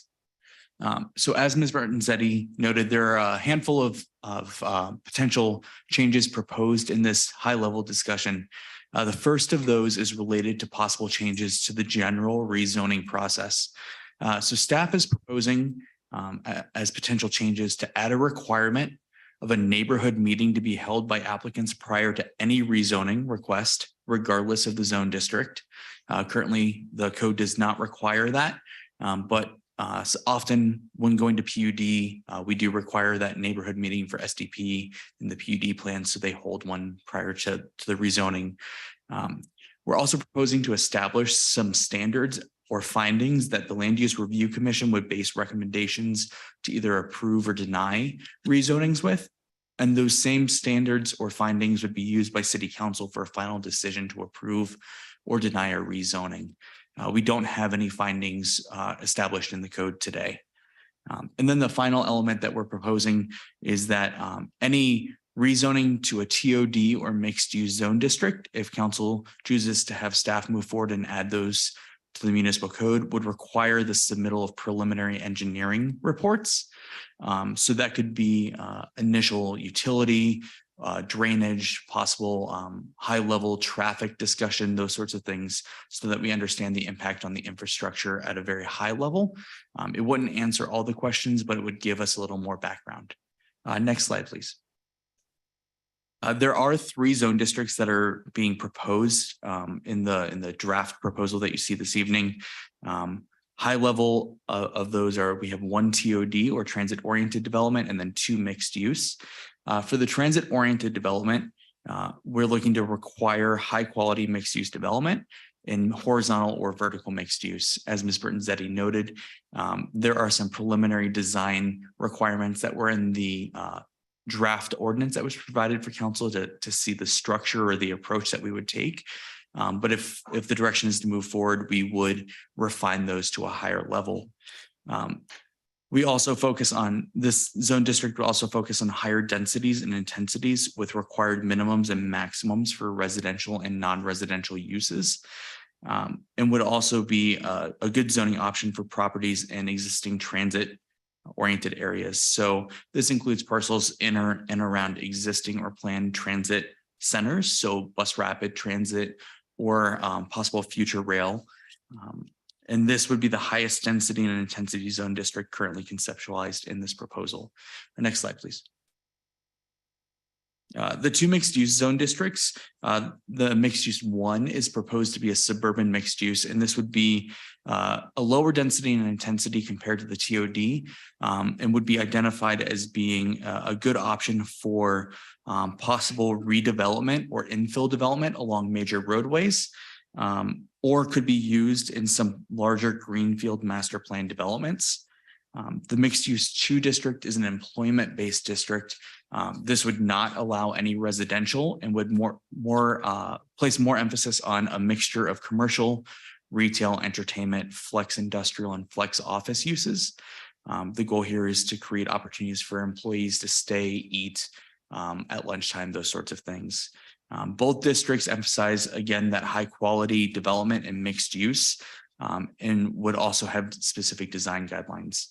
All 3 of the zoning districts would present a unique approach or a new approach compared to the PUD, where Ms. Burton-Zeddy noted that PUDs are site specific. So each PUD is sort of its own little unicorn. These would establish the known expectations and requirements for the zone district upfront. As Ms. Burton-Zetti noted, there would be no variance process from those requirements. You really just need to check those boxes. And the developer would know that at the time of rezoning to one of these districts. Next slide, please. Another part of this proposed process would be adding a administrative development plan. So this would be structured similar to the site development plan. We would have the same elements that you would typically see, site plan, landscape plan, pedestrian connectivity, those sorts of things. But would be restricted to just the TOD and mixed use zone districts. And that's because those expectations are upfront in those zone districts. So we would be able to check the box with objective review criteria as opposed to subjective review criteria.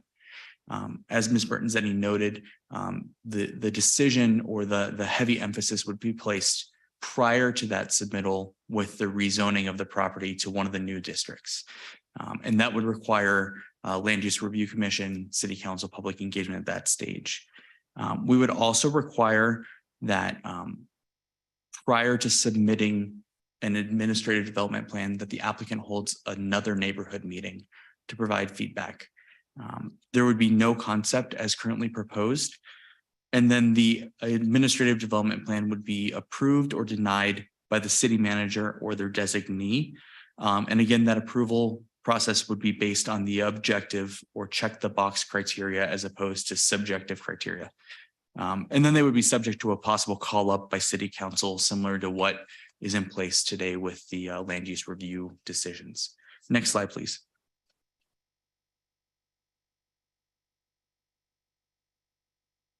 So there are some key considerations that we want to highlight with these discussions.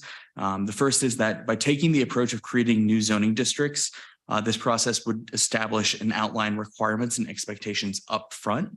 It removes that negotiation element since there's no variances permitted in this process. They would have to, again, check the boxes. And it moves the decision points to the front of the process and streamlines the development process.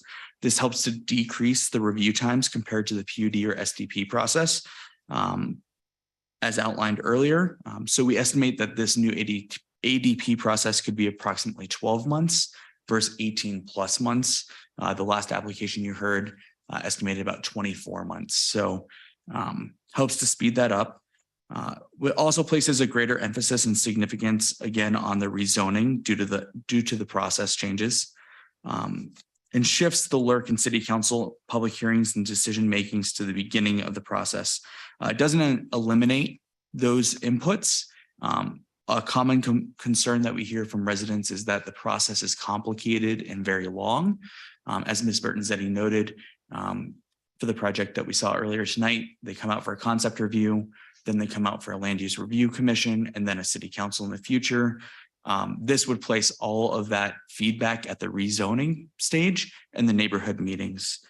So definitely still hearing those voices, but helping residents to get heard earlier on in the process when the big decisions are really made. Next slide, please. Another element or key consideration is that by implementing these, it could allow for community development and economic vitality to capitalize on the development matrix that was established about 2 years ago. This can help to establish those clear expectations and implement the council and community goals while retaining existing desirable businesses in development and attracting new users. The matrix is there. It's a large matrix. So next slide, please. And then one thing that we want to make note of is that the timing of this discussion is really significant because council has taken a large number of prior actions to set a really strong and robust foundation for the next steps. The foundation is really built on all the actions that council has taken in the last 2+ years. That includes the development matrix, implementing the inclusionary housing ordinance, approving those fee reductions to incentivize inclusionary housing. We're looking at the updates to the development review process, including requiring neighborhood meetings and allowing for land use review commission to make more decisions, implementing EV charging, repealing the growth ordinance, building code updates, and then those items that council is still considering, including landscape regulations, the state energy code, and street parking. The next slide, please. Brandon, I'm going to interrupt you just for Yeah, one moment. So as and the mayor and Councilmember Schaaf know this intimately as we move into the next legislative session with 213. Anytime that you have a paradigm shift, when the state provides these edicts of how you're going to expedite from a 24-month process to a 90-day process. The steps that this council has gone through, and this is part of the reporting mechanism, Mayor, on all things 213, that checklist alone. Let's go back to that, back up a slide. Anyone from the state legislature that happens to be watching can look at everything that we've done and are doing. Seriously, and it takes it's a structural shift from staff's perspective as well.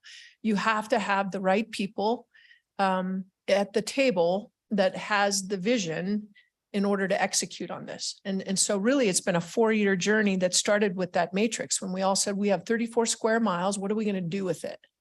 And part of that is being able to identify, if you check all of these boxes on the front end, it allows Anna and Brandon and their team to either say, we're going to chase down what needs to go here from a market-driven perspective or not. So part of our conversations are, you can't have the best of both worlds. They are absolutely incongruent from one another. So these steps fundamentally, and I have a sense that the mayor is going to, at the upcoming mayor's business forum, this is going to be a great opportunity to share with the rest of our communities that want to tap into those funds from 213. These steps take a tremendous amount of time in order to check those boxes, and front loading what those decisions look like. It's truly a paradigm shift. And the amount of effort and back end on the staffing in order to get to, anytime anybody says, we're going to do anything expeditiously. Well, if you don't have that structure in place, it is not going to happen. So kudos to Mr. Rowe and Ms. Burton-Zetta for really walking us through, and to Mr. Romine for having the forethought 4 years ago to really start having that matrix conversation. Bottom line is, this is a huge lift.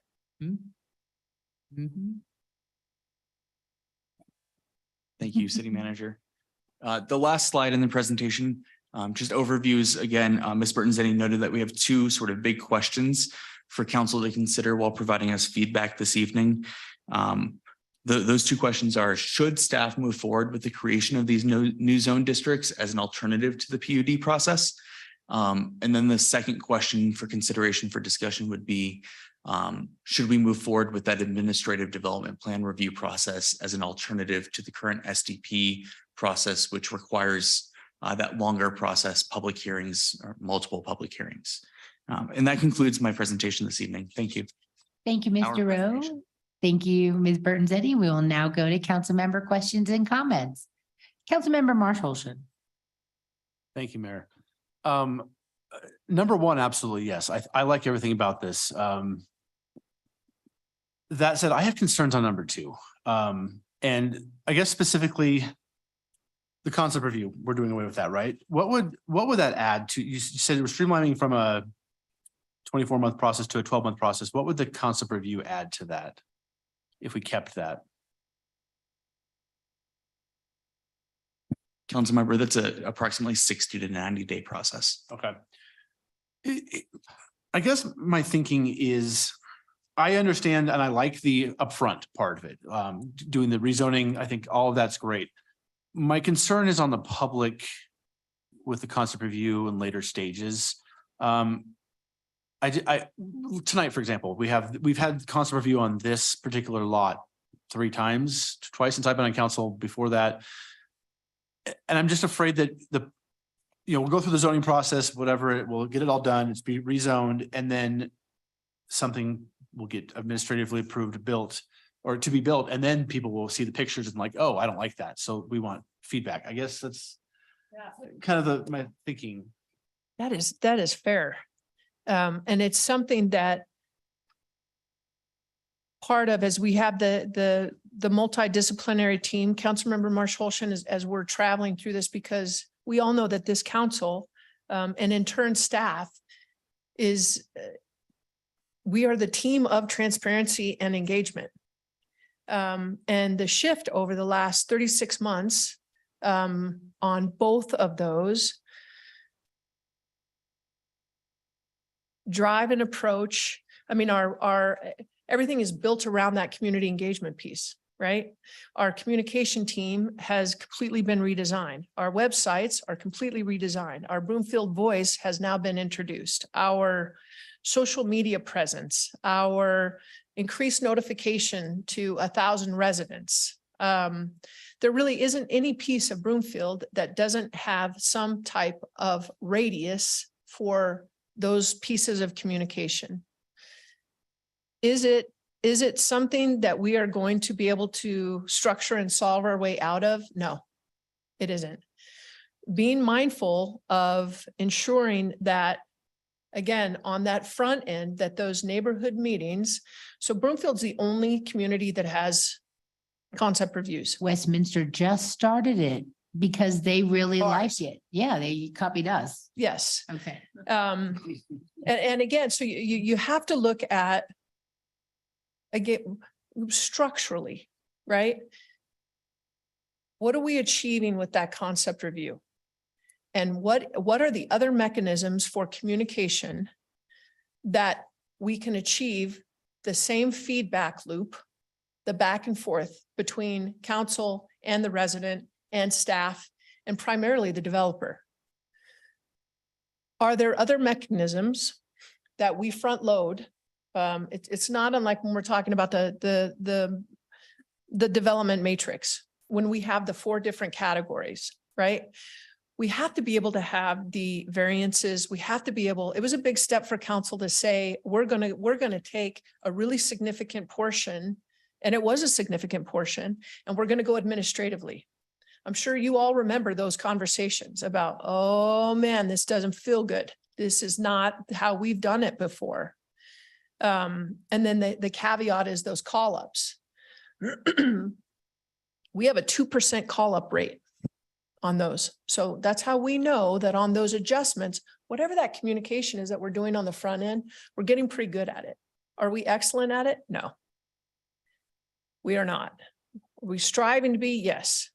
It's that leap of faith in order to, is it worth taking that leap and having it be messy on that community feedback portion to save 6 months?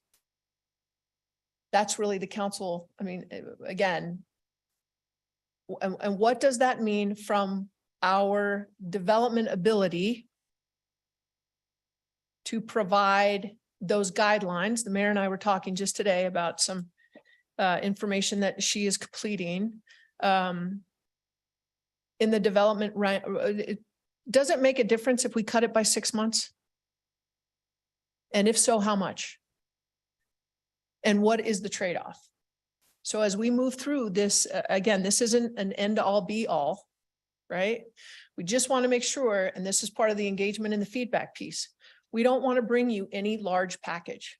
We're going to incrementally give you step by step by step so that we know, okay, we've pushed it too far, or we need to push harder, but in this in a different direction. So again, the front load piece, we're always going to have the community that says you should have told us and you didn't.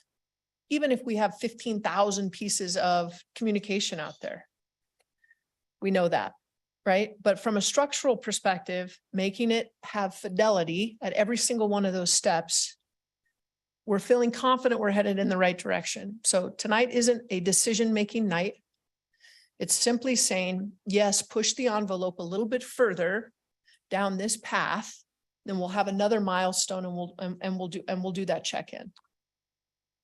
So how would this work for something like tonight's project, the infill? That's a good question. It's currently zoned PUD, right? Yes. So would we as council decide that we want to rezone this, or staff comes to us and say, we think we should rezone this lot or this area, something else like transit or whatever? Or is it a developer coming to city and saying, we want this rezoned? Mr. Rowe, walk us through that. Yeah, it's as if Councilmember Marsh Holstrom was sitting at the staff table. Thank you. Councilmember, that's a great question. So staff is not proposing to rezone any property. It would all be property owner or developer initiated.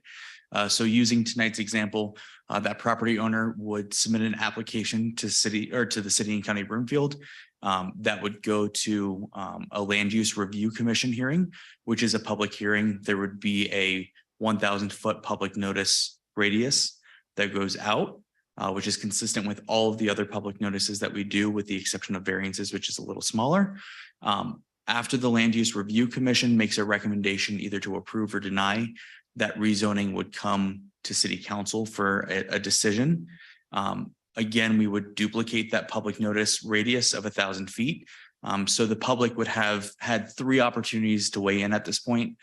First at that neighborhood meeting, which would be required prior to application, then land use review, and then city council. And at that city council meeting, that's where that emphasis is really placed on that decision. By establishing the knowns up front of what those uses look like, what the intensities and densities maximums would look like, that gives council the ability to make the decision whether or not this property is appropriate to be either a transit-oriented development zone district or mixed use. It also lets the public know this is the sort of bumpers, for lack of a better term, of what this development will look like. There may be some variation in color or building material, but you know the allowed uses, those sorts of things. And then we go through that process of checking the box. So 2 questions on that. One, we can expand the 1,000-foot, right? If we wanted to. That's something we set in code. Yep. To give more neighbors the ability to weigh in. And then at the rezoning meeting, in lieu of a concept review, can we require the developer to provide pictures of what might go there? Like, I mean, right now we're giving like this development tonight, we had high level, what it might look like, and that helps the community to visualize it. So can we require that at that rezoning meeting too? Council member, so at the rezoning meeting, it may be a little difficult because the developer may not be that far down the path, but that's why staff is proposing the neighborhood meeting afterwards. And then Anna's gonna jump in. I'm just going to say, we're so early in the process. I think that we could figure out a way in the code, if we were to bring this forward, that as part of the rezoning process, it requires a conceptual level plan for the property. I think that's something that we can require. And will that also require the issues tonight, the traffic, the water, those type of issues? Are we proposing to deal with those in the rezoning, to address those upfront? Right, like Mr. Rowe was mentioning, one of the requirements that we think we'd have to establish is that preliminary engineering documents would need to be done with the rezoning. And that's to make sure that if someone is rezoning a piece of property that has been agricultural to TOD, we want to make sure that we have a firm understanding of the impacts for infrastructure. So that's utilities and our roadway system, to make sure that whatever is being built using the bumpers that we're establishing, those maximum and minimum densities, that we have a good understanding of whether there's public infrastructure that would be needed and what that would be for that scale of development. And then I was just going to clarify one thing. We'd have to be very careful with the code in terms of the conceptual level plans for the public hearing, just to make sure it would be clear that it is conceptual and it could potentially change. But it'll be based upon the set objective criteria guidelines we have. Okay. And then you said it's all subject to call up. If you approve something administratively or your designee, and then we get 100 emails complaining about it, we could call some. Okay. Yes. And I think that's one of the key criteria of being in alignment with the council outcome and goals. So staff has a really solid sense from the time a developer walks in, based on our knowledge and direction of council, of what is going to fly and what isn't going to fly. We have a really good sense of what is going to be a flashpoint. I don't think this council has been off on any one of them.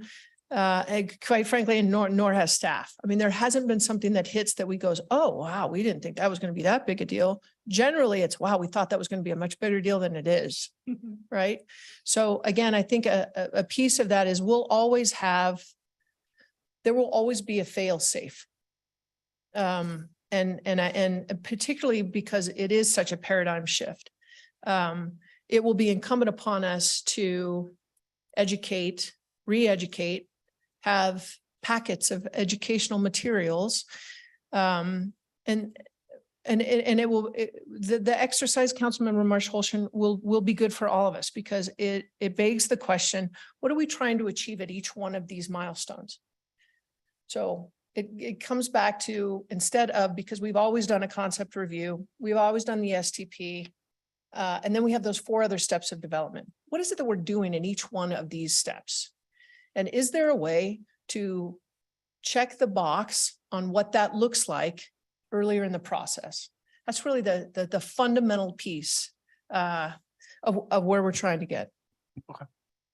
Well, then I am yes on 1 enthusiastically and tentatively yes on 2, but I'd like to hear what my other colleagues have to say. So thank you, Mayor. All right, thank you. Councilmember Leslie. Thank you, Mayor. I'm going to be quick because I do have to leave, but I like them both. And I'm really pleased, City Manager, to hear you come back on this, which we talked about at our retreat up in Estes Park 1.5 years ago.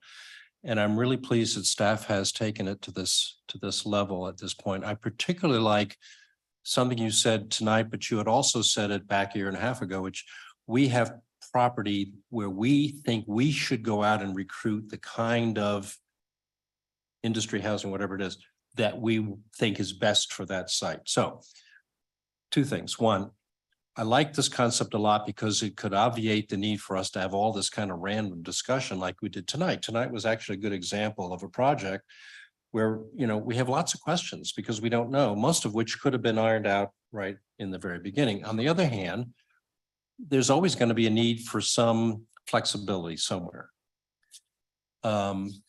So I check the boxes, makes sense, but as long as there is something in here that allows us to be able to say, you know, that box works over there, but over here, we need to modify that a bit or some, whatever that is. And I know you're kind of saying that, City Manager, but I'd really like to see that built in. Number 2, you had said in your presentation that staff is not out to establish the zoning for a particular property. On the other hand, to go back to the point you're making, City Manager, I would think staff should be able to initiate with an owner or developer. We think this would be a better zone than the one it currently is, and be proactive in that regard. They may not agree, whatever.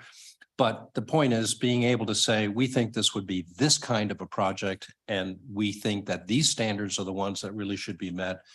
I'm not sure that a developer is always going to want to do that, particularly if you deem a particular piece of property would better serve in this capacity, something like that. So I would like to see that.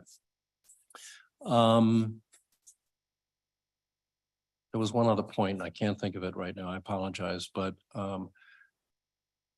yeah, basically the point's made. I'd like us to take kind of the lead in setting up the standards in advance. I think that cleans up a lot of stuff. I like that a lot. Secondarily, I think we should be proactive about deciding the remaining properties that exist in Broomfield. It's 20%, whatever it may be. It's not a lot. Let's make them the best they can possibly be. And let's fill in where we feel that a certain zone would be better than something that's currently being pursued by whomever, by owner, developer, whatever it may be.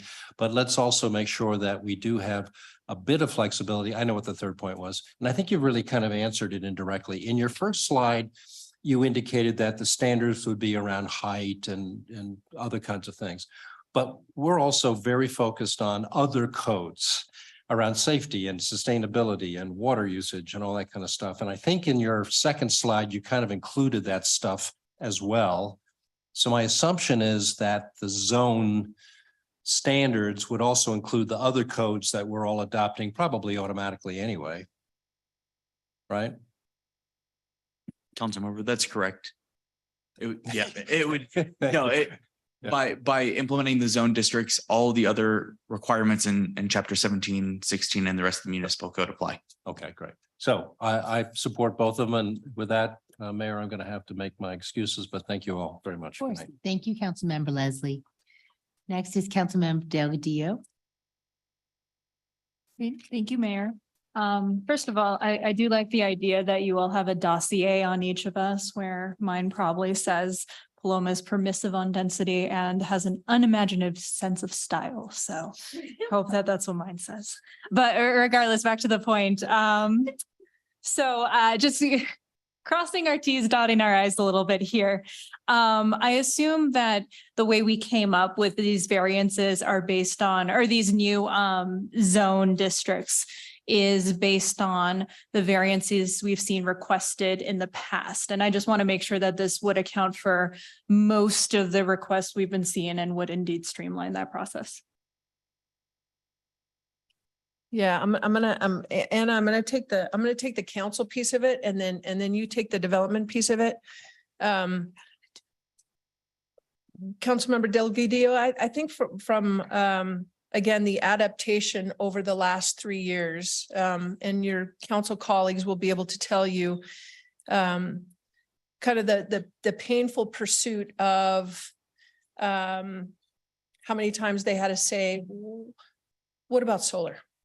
How about solar, right? When that was an introductory kind of conversation. And then, the trails and paths have always been a significant deal, but it started adding, right? So then we had about 5 different categories that the same conversation was, kind of like that Groundhog's Day. So Anna can speak to the variables on the outcomes of the development, but from a council perspective, really trying to consolidate which forms council's vision or all those pieces. I mean, you heard tonight, again, you're hearing more and more the developers indicating when we come to Broomfield, we know that we are not coming unless we have this, and this. So adaptation over the last 3 years have been significantly different from this dais. We think we've included that. And then Anna, you want to speak to the variables as far as the developers that are coming in and if it accounts for that as we move forward. Sure. So thank you for the introduction. I think it's not just the developers that are coming in, but the things that we hear from concept review, from the community as well during all of our public engagement is what is the desired development moving forward? So not just from the developers coming to us, but the community back, thinking about transit oriented development. What's that key density? We tried to hit the fact that we don't want to see just residential. We want to see a mix of uses. What are those development standards that would help us to achieve that, together with everything else that we've been putting into place this year with the landscape code and the energy code and all of that base is built. But then also we included these the employment focused mixed use because there may be some areas looking at it from the fiscal impacts where a mix of uses is appropriate, but additional residential may not be an appropriate land use category. And that could be near an airport, or it could be in an area that doesn't have a lot of available services for residential use.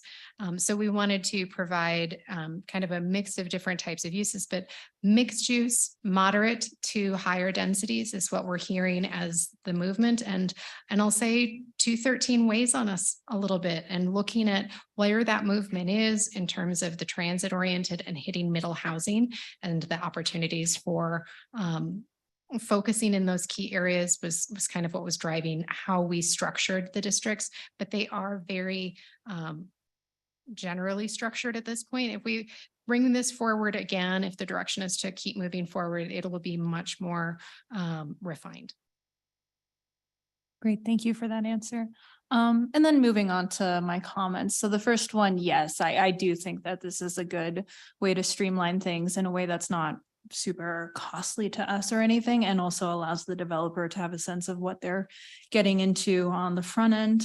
And then the second portion, I am a little concerned, but I am open to the idea. So I think there are ways we could solicit feedback. We talked about how we have Broomfield Voice, we have other avenues for getting feedback. I think we would just want to make sure we have a clear policy on how we're going to be able to amp that up in order to ensure that we're able to get good community feedback in lieu of this extended process. Thank you. Thank you. Next, we have Councilmember Lim. Yes, I will appreciate Councilmember Marsh Holston's question about could we expand notice radius on this? This is a change. I mean, we're rezoning an area which maybe never had commercial before or has a lot taller buildings in that area if we're talking about infill. So I think the impact, we should look at the impact as broader, as wider, a wider radius. And I think that would help to expand the radius of the notice.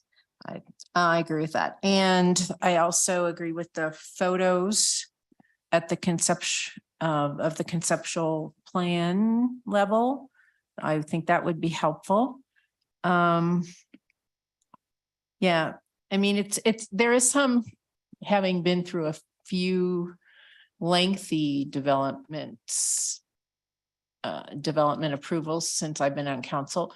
I mean, there is a kind of resident reliance on, well, we've got another step still. We've got another step. We still have another chance, so it would be a kind of flip in resident mentality to get them to realize, no, your chance is up front with rezoning. So it's a philosophical shift, not just from our perspective, but from resident input. So yeah, I think on that, yes to number 1 and 2, but then, yeah, but we have to make sure we get that feedback amped up. I agree with the way other council members worded that. I did. What about solar? I did have a specific question about solar. So there was a specific item where there had to be the HVAC roof enclosure, or there had to be painting of the HVAC system on the roof. And I wanted to make sure that didn't throw out the idea that there would be solar panels. Okay, that's fine. I didn't think so, but I wanted to make sure. That's funny. She said, what about solar?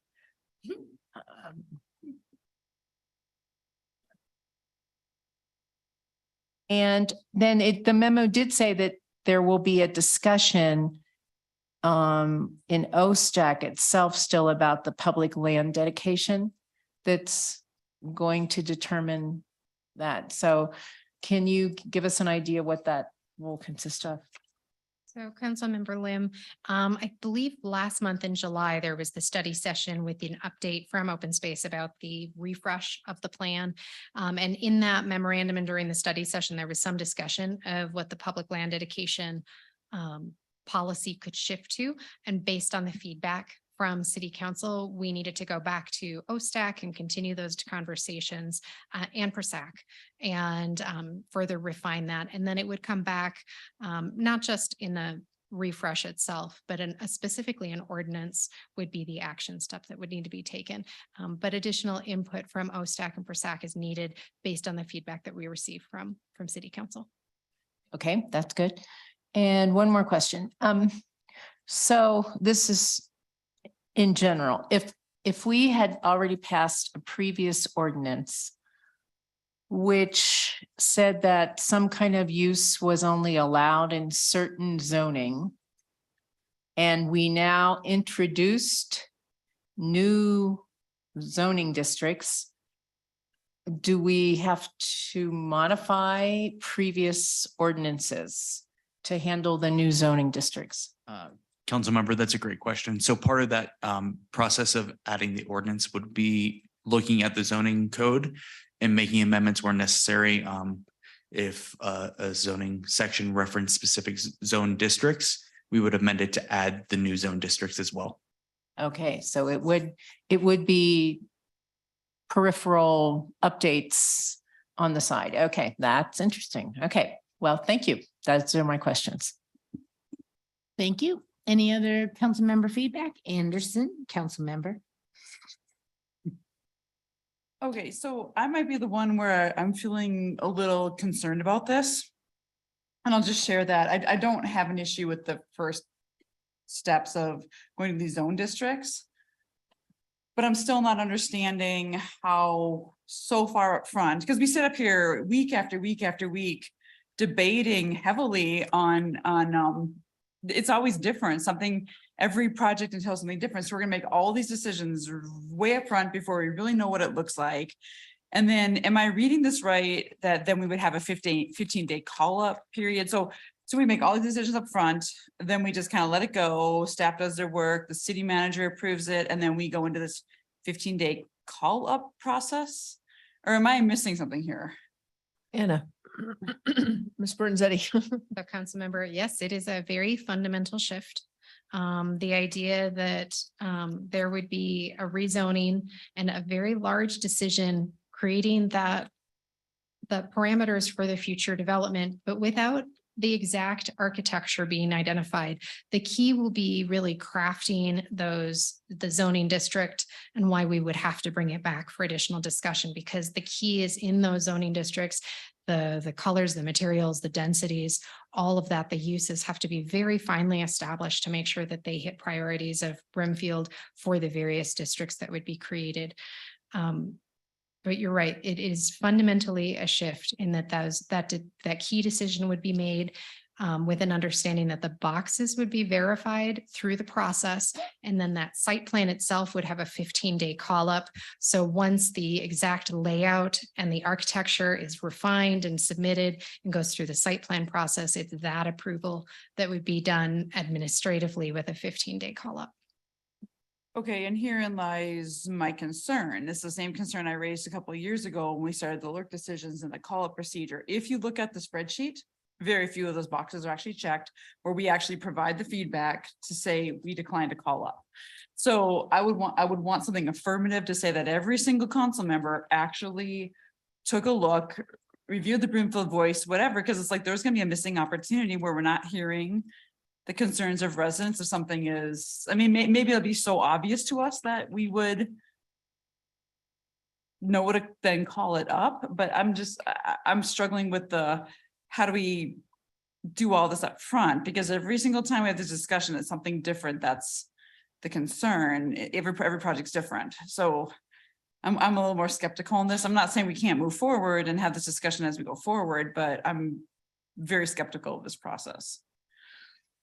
And we appreciate that. And you should be. All of you should be. So skeptical isn't, we don't see skeptical as having negative connotations attached. Being skeptical about a paradigm shift is only going to make that product better at the end. What we do know is we cannot expedite without having additional decisions come on the front end. It's just as simple as that. I'll give you a great example. Today, as we were talking with Ms. Burton-Zetti about another item, administratively, there is a possibility of a use that is, I know Ms. Burton-Zetti is going to probably do a cringeworthy at this moment, but I'm just going to lay it out there, Ms. Burton-Zetti. For example, say hypothetically, someone wanted to come with a gas station. That is not something that I would touch with a 10-foot pole. Although we have it written in right now that I could administratively approve it and send it out to you all to be called up. Would I do that? Absolutely not. So again, I think it really truly begins with the alignment of this council and staff. Okay, I have a second question then. Because you Yes. just brought up the other side of this is that every time that you admit that the city manager denies it, the applicant has the ability to appeal. Sure. Are we just like twisting this around where like you'll say, okay, nope, we're not gonna do that, and then we'll be hearing the appeal instead of the original proposal? Possibly. Yeah, So, that doesn't feel good. For council members, I know Brandon mentioned it a few times, those checked boxes, but that's really fundamental here, is that the objective review criteria would have to be created. So instead of using a subjective review criteria like we do today, like with the site development plan, it needs to maximize positive impacts on the surrounding community. That's a very broad, subjective, open to interpretation type of review criteria. And if we were to deny something based on that type of subjective review criteria, it could easily be seen a different way with additional evidence. Objective review criteria would be something like it meets these particular material and color requirements.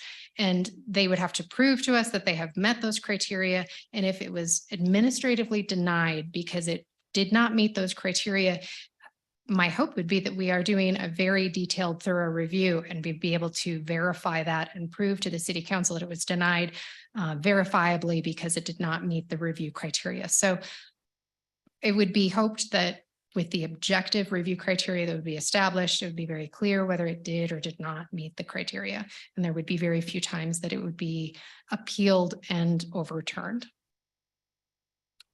Okay, so I have another question then. Okay, so maybe I'm looking at this wrong, but could you because if you're looking at one specific property and you create this zone district and it's got some basic uses and you have all these objective criteria, then yes, you could deny it, appeal, that might be more clear, but could you create something like baseline and say all of baseline is one zone district? Because that's a little insane. But potentially you could or couldn't. You could, right? Yeah, we could have multiple multiple locations throughout the city. They could be small or large that could request a rezoning, but each parcel that's developed within those large pieces like Baseline, you'd see, I think Baseline's a great example. So you could see all of Baseline come in and request a rezoning. You wouldn't because of other factors, but an example. Rezoning to TOD, it's a very big TOD. But then each individual parcel would still have to come in and do its own administrative site plan approval and go through that individual step individually, just like we do today with various phases. But you could, yes, see very large areas of the city. The benefit administratively is that instead of having 150 PUD plans throwing out a number, we have a very common zoning district for administrative purposes that establishes a common baseline minimum and maximum for all developments to meet moving forward for any of those zoned parcels, no matter where they're located in Broomfield. Okay, and then, okay, final question, because I'm still not getting no warm fuzzy here, but on the so this would be the question of, and then this is only if, so like a base, assuming like just the baseline east of Sheridan and all the stuff that hasn't gone forward yet, say they could come in and do the rezoning, but they could also just choose not to and just stay the way they are. So we could continue the process as we have been doing for certain properties, and this could just be used in just specific areas. So it feels like we're doing a lot of work to try to, I guess I'll listen to what others have to say, but I'm still skeptical. So, thank you. Right, thank you. Councilmember Shah. Thank you, Mayor. So I'm fine with number one. I think, creating new zones, and these zones that are there make a lot of sense. So I guess my question really is with the administrative development plan review process, administrative approval, why would we start with these specific new zones as opposed to just creating this process for already existing zones as well?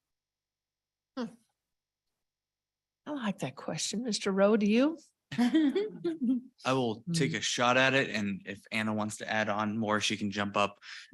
But fundamentally, it's probably the simplest approach because we have so many PUDs implementing this process for individual zoning districts that are so customized. There's so many different standards that it would be one of those things that some of those have not gone through that process of council having a very weighted discussion at the rezoning process. So some PUDs have a dramatic amount of uses that could be done. We'll use a gas station as an example. Whereas other zoning districts are more restrictive. We do have other straight zone districts in Broomfield that are similar to our R1, R3, R5 type uses that goes through a process where they don't have to go through a site plan at all. They just go straight to the building permit. And that's when the planning staff reviews for compliance with setbacks, heights, and things of that nature. But there's no neighborhood meeting or a public hearing for that. Saw Anna get up, so I'm going to let her interject as well. Yeah, and I'll interject because I am a planner. So I'm always thinking about what comes next. It's not just what's in front of us, but what are we doing next year? What's in the 5-year, 15? So this is being brought forward tonight, just that administrative process, just for the mixed use in the TOD, because that's the districts that we were talking about tonight and talking about creating these very specific standards.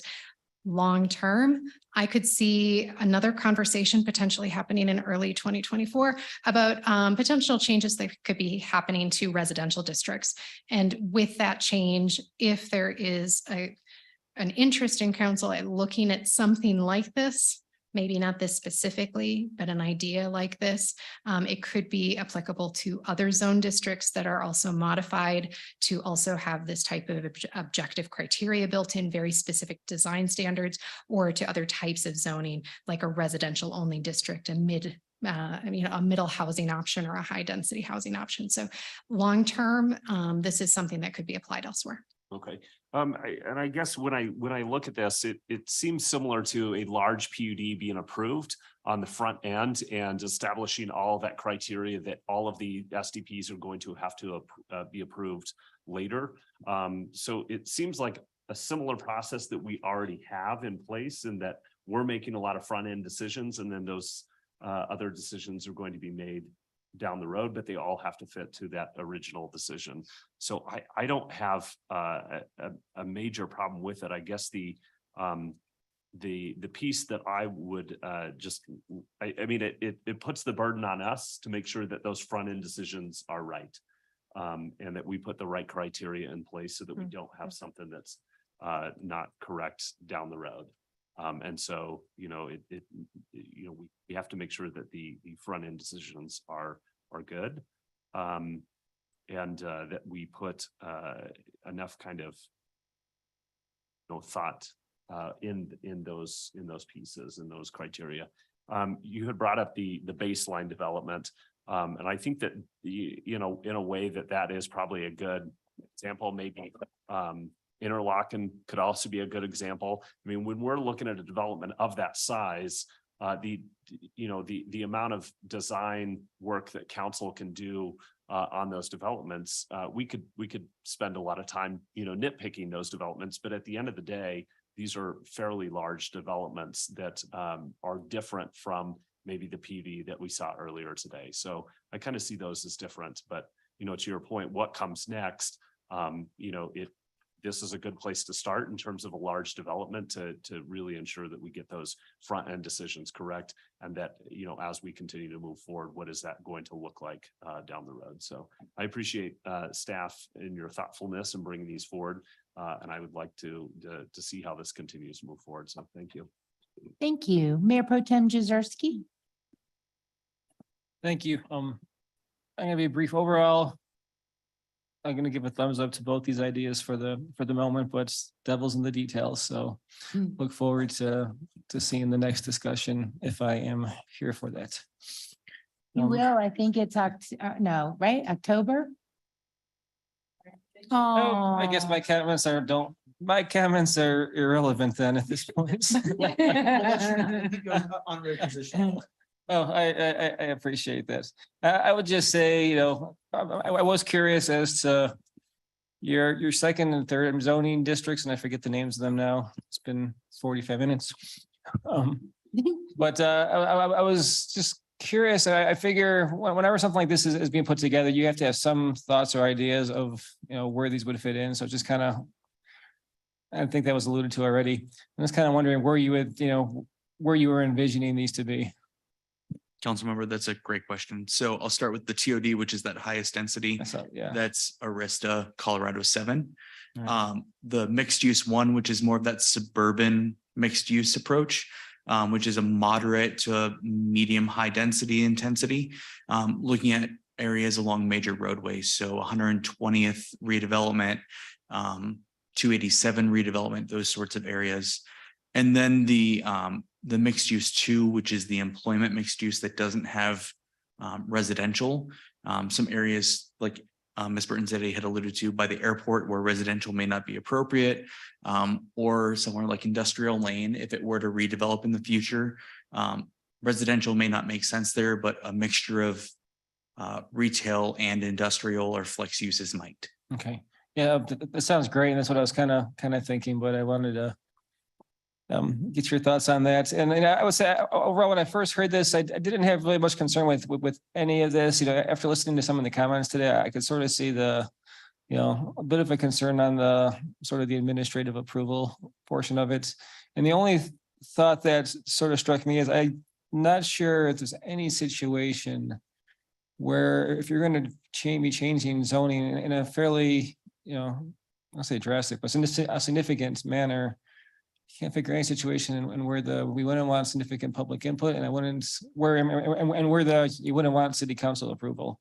It just seems to me that I can't think at this point, I can't think of any situation where changing to any of those 3 different districts wouldn't necessitate, both of those 2, parts of the process. It's just, it's different than what we've have set forth right now with administrative approval, which is kind of this routine,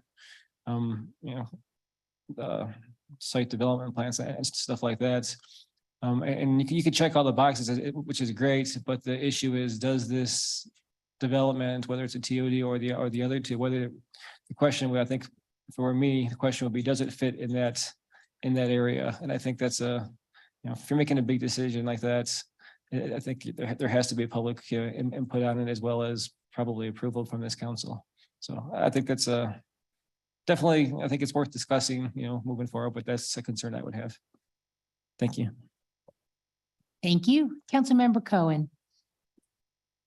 I'll just add to the Mayor Pro Tem that even though my comments might be irrelevant too, I will add just a few. And humor me, please, because my colleagues have asked a lot of really good questions, which I think speak to the reasonable pause we might have about number 2. But could you I like simple. Can you give me who does this help? What is the benefit for the planning office? What is the benefit for developers and applicants? What's the benefit for residents? What's the benefit for EcoDevo? What's the benefits for council to adopt number 2? I will start, and let me know if I miss any of those. So I'll start with the economic development perspective. And I'm going to speak sort of on behalf of Mr. Romine in the back of the room, but a more streamlined process. We have multiple applicants that often say, well, your process takes a long time. We don't know what we can build here with the PUD. We need to go through the council approval process. So by doing this, it would establish those knowns upfront, which helps economic development and economic vitality really go out and try to attract the users that this community and this council have said that they'd like to see. Do we know if our process is longer, or is that anecdotal, or is it just because we're busier? So a lot of the surrounding communities implement administrative reviews for projects. We are a community that is very PUD heavy. Vast majority of the project properties are PUD, which does add a process to go through that concept review, the neighborhood meeting, the site plan. And our timeline typically estimates that to be at least 18 months from the start of the process to even hopefully getting into the ground. So I'll go to the citizens. As noted in the presentation, a concern that we hear from citizens often is that the process is confusing. if folks have never had a project be proposed next to them, that first postcard that they get, a lot of folks have said, oh, we thought the concept review was the decision-making stage. Oh, we thought the LRC was the decision-making stage. So by moving those decisions up front, it really helps to provide the community with an opportunity of knowing if council denies a rezoning, that is the decision. As opposed to sort of dragging that out over 18 to 24 months. From the planning perspective, it helps in a number of ways. It does streamline the process. So there's the removal of redundancy of reviewing multiple applications for the same project. So the rezoning is one process, and then we would go into the administrative development or the administrative development plan, as opposed to doing that PUD stage and then a site development stage. It cuts out some of that redundancy. Was there another group that I missed? The developer. I think fundamentally it gives a developer a known upfront. They know what they're walking into when they come to develop in Broomfield. It also will save a developer money by not having to do a PUD plan and a concept review in the streamlined process. We save them money. Will we see any benefit from that? I will treat that as a rhetorical question because I can't answer that for you. You're a very smart man. So it potentially could speed up or reduce the level of work that you guys have to do for individual projects. As far as resident, I'm not sure if the benefit for residents, whether they might miss something if we speed things up. It sounds like maybe it's a communications issue of explaining what LRC is and what concept review is, rather than rushing through that. So I think I don't know if it was Lori, I think maybe Jane mentioned the question of whether we're going to suffer that there's some benefits to a slow process. We're talking about permanent development for the most part. I was just going to add that, with resident participation in the process, it is subjective in terms of, or individual.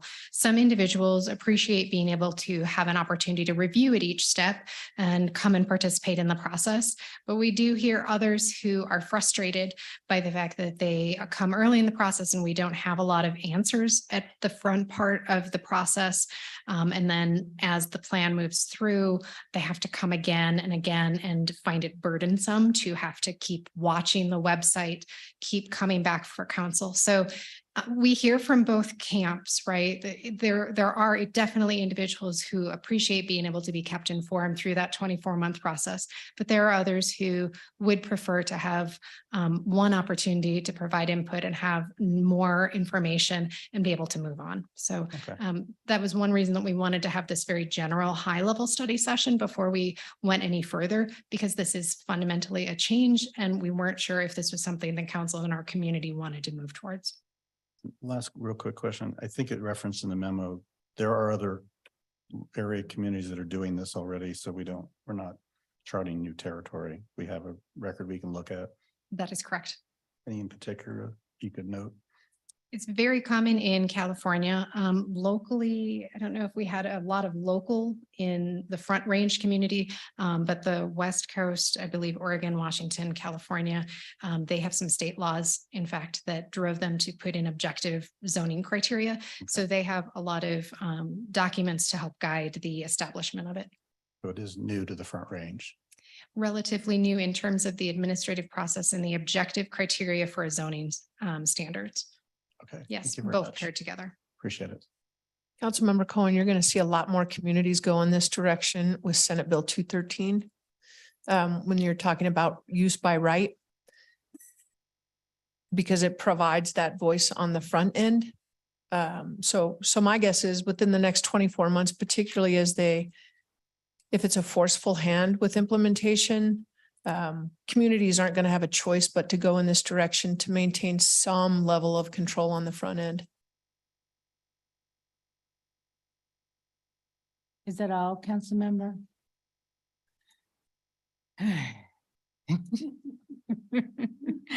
So I think the first one is a great step in the right direction, but I'm just gonna be honest. I think I'm a little bit of a control freak.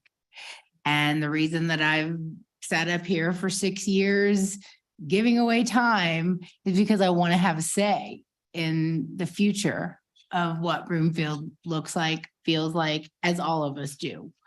We're motivated by having that seat at the table. And I feel like with the state already trying to undercut local government power, maybe I'm just clinging to what little we have. And I just have a lot of questions. I have a lot of what ifs, because watching 6 years of development come through here, you know, you do get a little bit skeptical and cynical as to what's really going to happen. My first question is, what happens with our inclusionary housing ordinance? Because we've negotiated deals, we've made exceptions. So what happens with that? Mayor, that's a great question. So we still cannot compel individuals to put affordable units in. We have to provide that option for a cash payment.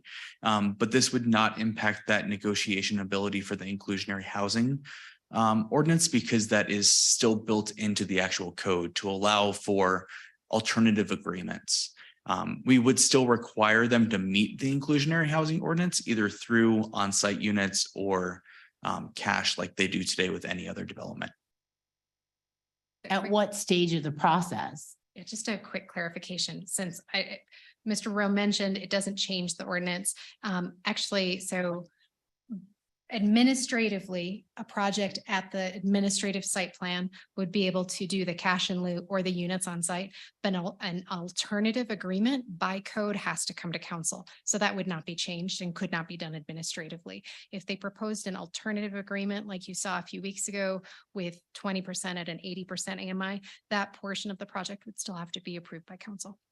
At what point though? During the initial zoning hearing?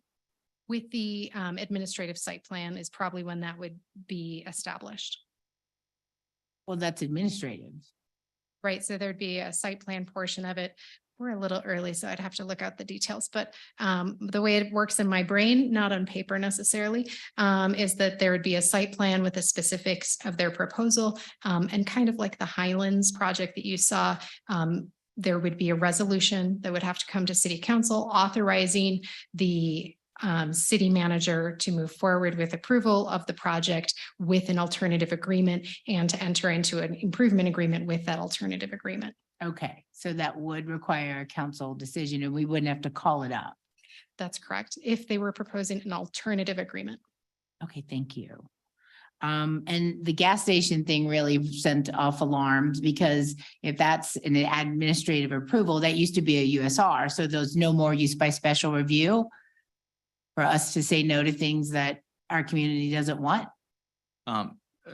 Mayor, we have in the very preliminary ordinance that we shared with you, there were some uses identified as a use by special review, which would still need to go through that separate process. And that's to allow the use itself, but the actual site design would be the administrative. Some examples of that would be a gas station, or we had animal kennels for doggy daycare type things that may have a bigger impact on the surrounding community. We are moving forward with requiring the use by special review still. Okay, that's good. So when these zoning requests come before us, will we know anything about what the project is going to look like? Because everything we've always done until now has been thoughtful and intentional and fits. Mayor, so that ties back to those sort of checking the boxes in the upfront decision for creating the zone districts. That's where the level of detail of the colors, the height, the materials, the uses would be really the focus of that next study session if we move forward, so that council could weigh in on those sorts of elements, which really shape the development. Councilmember Schaaf said it's sort of like approving a big PUD, and it's a really good example. It is sort of like a big PUD because you're establishing all of those development requirements, and they wouldn't be design guidelines, they would be design requirements. So there's no shoulds, they would all be shalls and wills. So it's much more rigid and formal as opposed to sort of the the flexibility that we're sort of used to today that leads to the negotiation of what they can and can't do. Yeah, no, I'm fond of that. I'm sorry. I just, approving something, not knowing what it's going to look like, if they're just picking from a menu of required items, gives me pause. Because what if they say it's going to look like something and it's not? Like, what if the concept's completely different and we don't have any power to change it? So when the administrative development plan would be hypothetically approved, we would then get building permits, which outline what the buildings look like, include the materials. So we would, just like we do with the PUD and a site plan today, we would cross those and make sure they all match. Who would? That would be the planning staff responsibility. Okay. I'll let you jump in. So Mayor, sorry, did I interrupt? Okay. I already said I'm a control freak, so this, you can see it on display. And I think we've gotten a lot of good feedback tonight that the administrative process maybe isn't, the way that we have it framed in this memo is not the way to go. So I think with what we have received tonight, I think there's a lot of things that we can do with approaching the districts and finding somewhere that's not going this far to an administrative process that has no concept review, but only a neighborhood meeting, to finding a way that works into a public process, but takes into account, there's still a streamlining just with establishment of the TOD and the MUD districts. Since having an opportunity as a developer to know what the expectations are and to be able to take an off-the-shelf PUD plan. I think someone mentioned I think Councilmember Schaaf mentioned it's kind of like creating a PUD plan that can be utilized. That would be a very good streamlining effort that could still be popular with the development community and administratively create a more streamlined process. But I guess I would ask for clarification. What I was hearing was that there was not a lot of support for the administrative process the way it's framed this evening. So if we were to bring this forward, again, I think we could look at ways to build in more public engagement, more public hearing opportunities. Absolutely.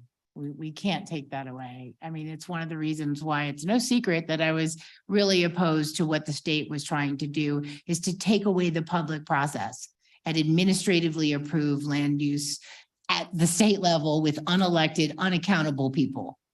You know, we're here because we're accountable. And that part is always going to be important to me. That is how it's supposed to be. People should have a say. And as hard as it is sometimes, I think that accountability part is important. One last hypothetical. If a commercial area near the airport wanted to rezone to residential, even though it was in the airport influence zone, what would happen with that? So Mayor, every once in a while we get approached. Residential is very easy to market. So we get approached. What we typically say is that it's highly unlikely to have community support for rezoning additional residential use close to the airport, especially in the critical zones. It would be highly likely that the airport itself, when they received our referral, would object. We have not had an applicant get all the way to a public meeting, but I would assume that the airport would send a representative to let us know what their concerns are, the reasoning behind the critical zones or the air influence zone, and why they wouldn't necessarily desire residential use in that area.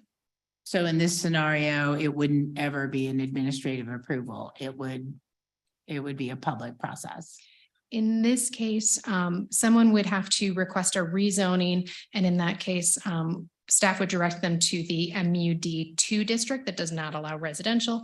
If they were to request an MUD1 or a TOD district, City Council would be the decision-making body at the time of rezoning, and that would be that public meeting and that opportunity. So it really wouldn't be a staff decision at that point. Okay, wonderful. Well, thank you for entertaining my multitude of questions. We'll go to second round with Councilmember Marshall. Thank you, Mayor. My thoughts on number two have kind of fall along the mayor's. And if it wasn't for the fact that you're proposing a council call up, I would definitely be opposed to it. But I think I'm okay with it kind of with some tweaks. I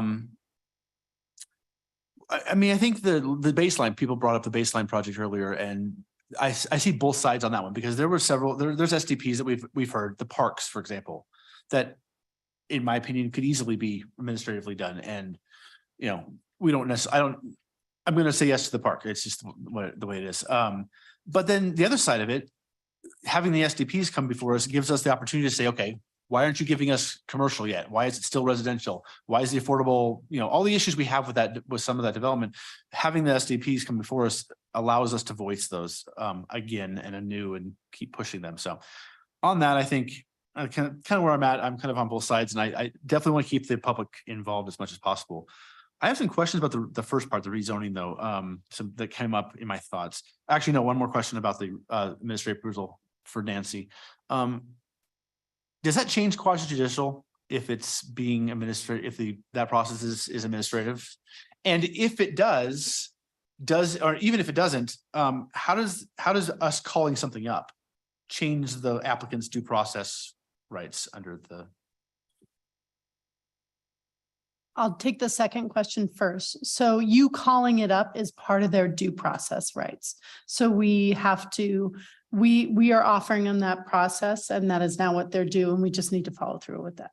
As far as the administrative approval, for how you all deal with quasi judicial, it's not exactly the same thing, because we're saying there isn't a public hearing component. It is a decision that can still be appealed through a Rule 106 though. So we're not holding a hearing that is required to be open to the public. That's when you get into the quasi judicial requirements. Know what I mean? And I'll take it a step further. So whoever's making the administrative decision though has some of the limitations you all do to be finite in what they're considering. They have an application, they should only consider the application. If they considered something else, then it could be grounds to reverse that decision on a 106 because it's arbitrary and capricious. So not necessarily quasi judicial in terms of a public hearing, but still quasi judicial in terms of having to follow specific processes, having to be locked into a record, and having to make a decision based solely on the record. Okay. Does that sound good? Yeah. And then my other question, final question, is I'm running out of time on the administrative or the rezoning part. If it's developer led, how does that help our development team to attract businesses? And similar to that, can we use it? Could we use it to help us with problem parcels, which, you know, for example, there's two in Ward 1 that I can think of, one that was purchased for a certain use that we don't like, and one that's come to us several times for uses we don't like. Could we institute the rezoning process to help nudge those property owners in the direction we want them to go? Councilmember, we could, that would be a tool available for the city to implement a rezoning of a property. And do the owners of those properties have, what due process rights do they have if we decide to implement, if we decide to instigate a rezoning of a property? So those would be outlined in the code. I don't know them offhand, but that's something that we could have for you. If we start the rezoning process. For a specific property owner so you're talking about just rezoning one specific parcel? Because broad zoning changes are legislative. They're not specific or quasi judicial, so they're a different. Right. If there's a parcel where we're doing a rezone on that parcel, then Initiate that. What happens to the property owner? we can initiate that. Zoning is a decision by the local government. So that is our call, and we can overlay a zoning district. So I think Councilmember Lim asked a question about what about the properties that have restrictions tied to their current zoning? That would all get modified. And this happens to people, you know, somebody might own a residential, it gets rezoned to be mixed use. That means the person who buys that property can redevelop it. So if And we I'm have sorry. one parcel that we think should be a certain thing, could we rezone an area that includes that particular parcel to TOD, for example? Yes. Okay. All right. That's all I had. Thanks, Mayor. Right. Anyone else have anything else for the? You do. Go ahead, Councilmember Anderson. Now's your time. So I'm gonna say this for you, Mayor, on the Thank you. TOD. We gotta consider the fact that we're gonna design this thing for RTD. I mean, is there any way we need to somehow guarantee the RTD piece in there with the TOD? And I just feel like that's also something we making a big decision up front with no guarantees. Just want to throw that one in there as we're having this following discussion that we gotta be careful on that one because there's never any guarantees. And I guess maybe it would be, might be nice to see a little bit more information here and check back in before you go to too much work. I don't know. To get that point where you feel confident that this is the right direction. Anyways, thanks. Thank you. Yeah, no, I totally get it. Anyone else? All right, well, you guys put a lot of work into this and there's probably going to be a lot more work put into it before it's ready for prime time, but I guess we're going to have this conversation. I definitely think we should do number one. I think number two, we're going to have to hash out to get everybody, including myself, to a comfortable level. Just going to be honest, but thank you all so much for the presentation and I look forward to the future conversations. That concludes the agenda items for this evening's study session. There being no further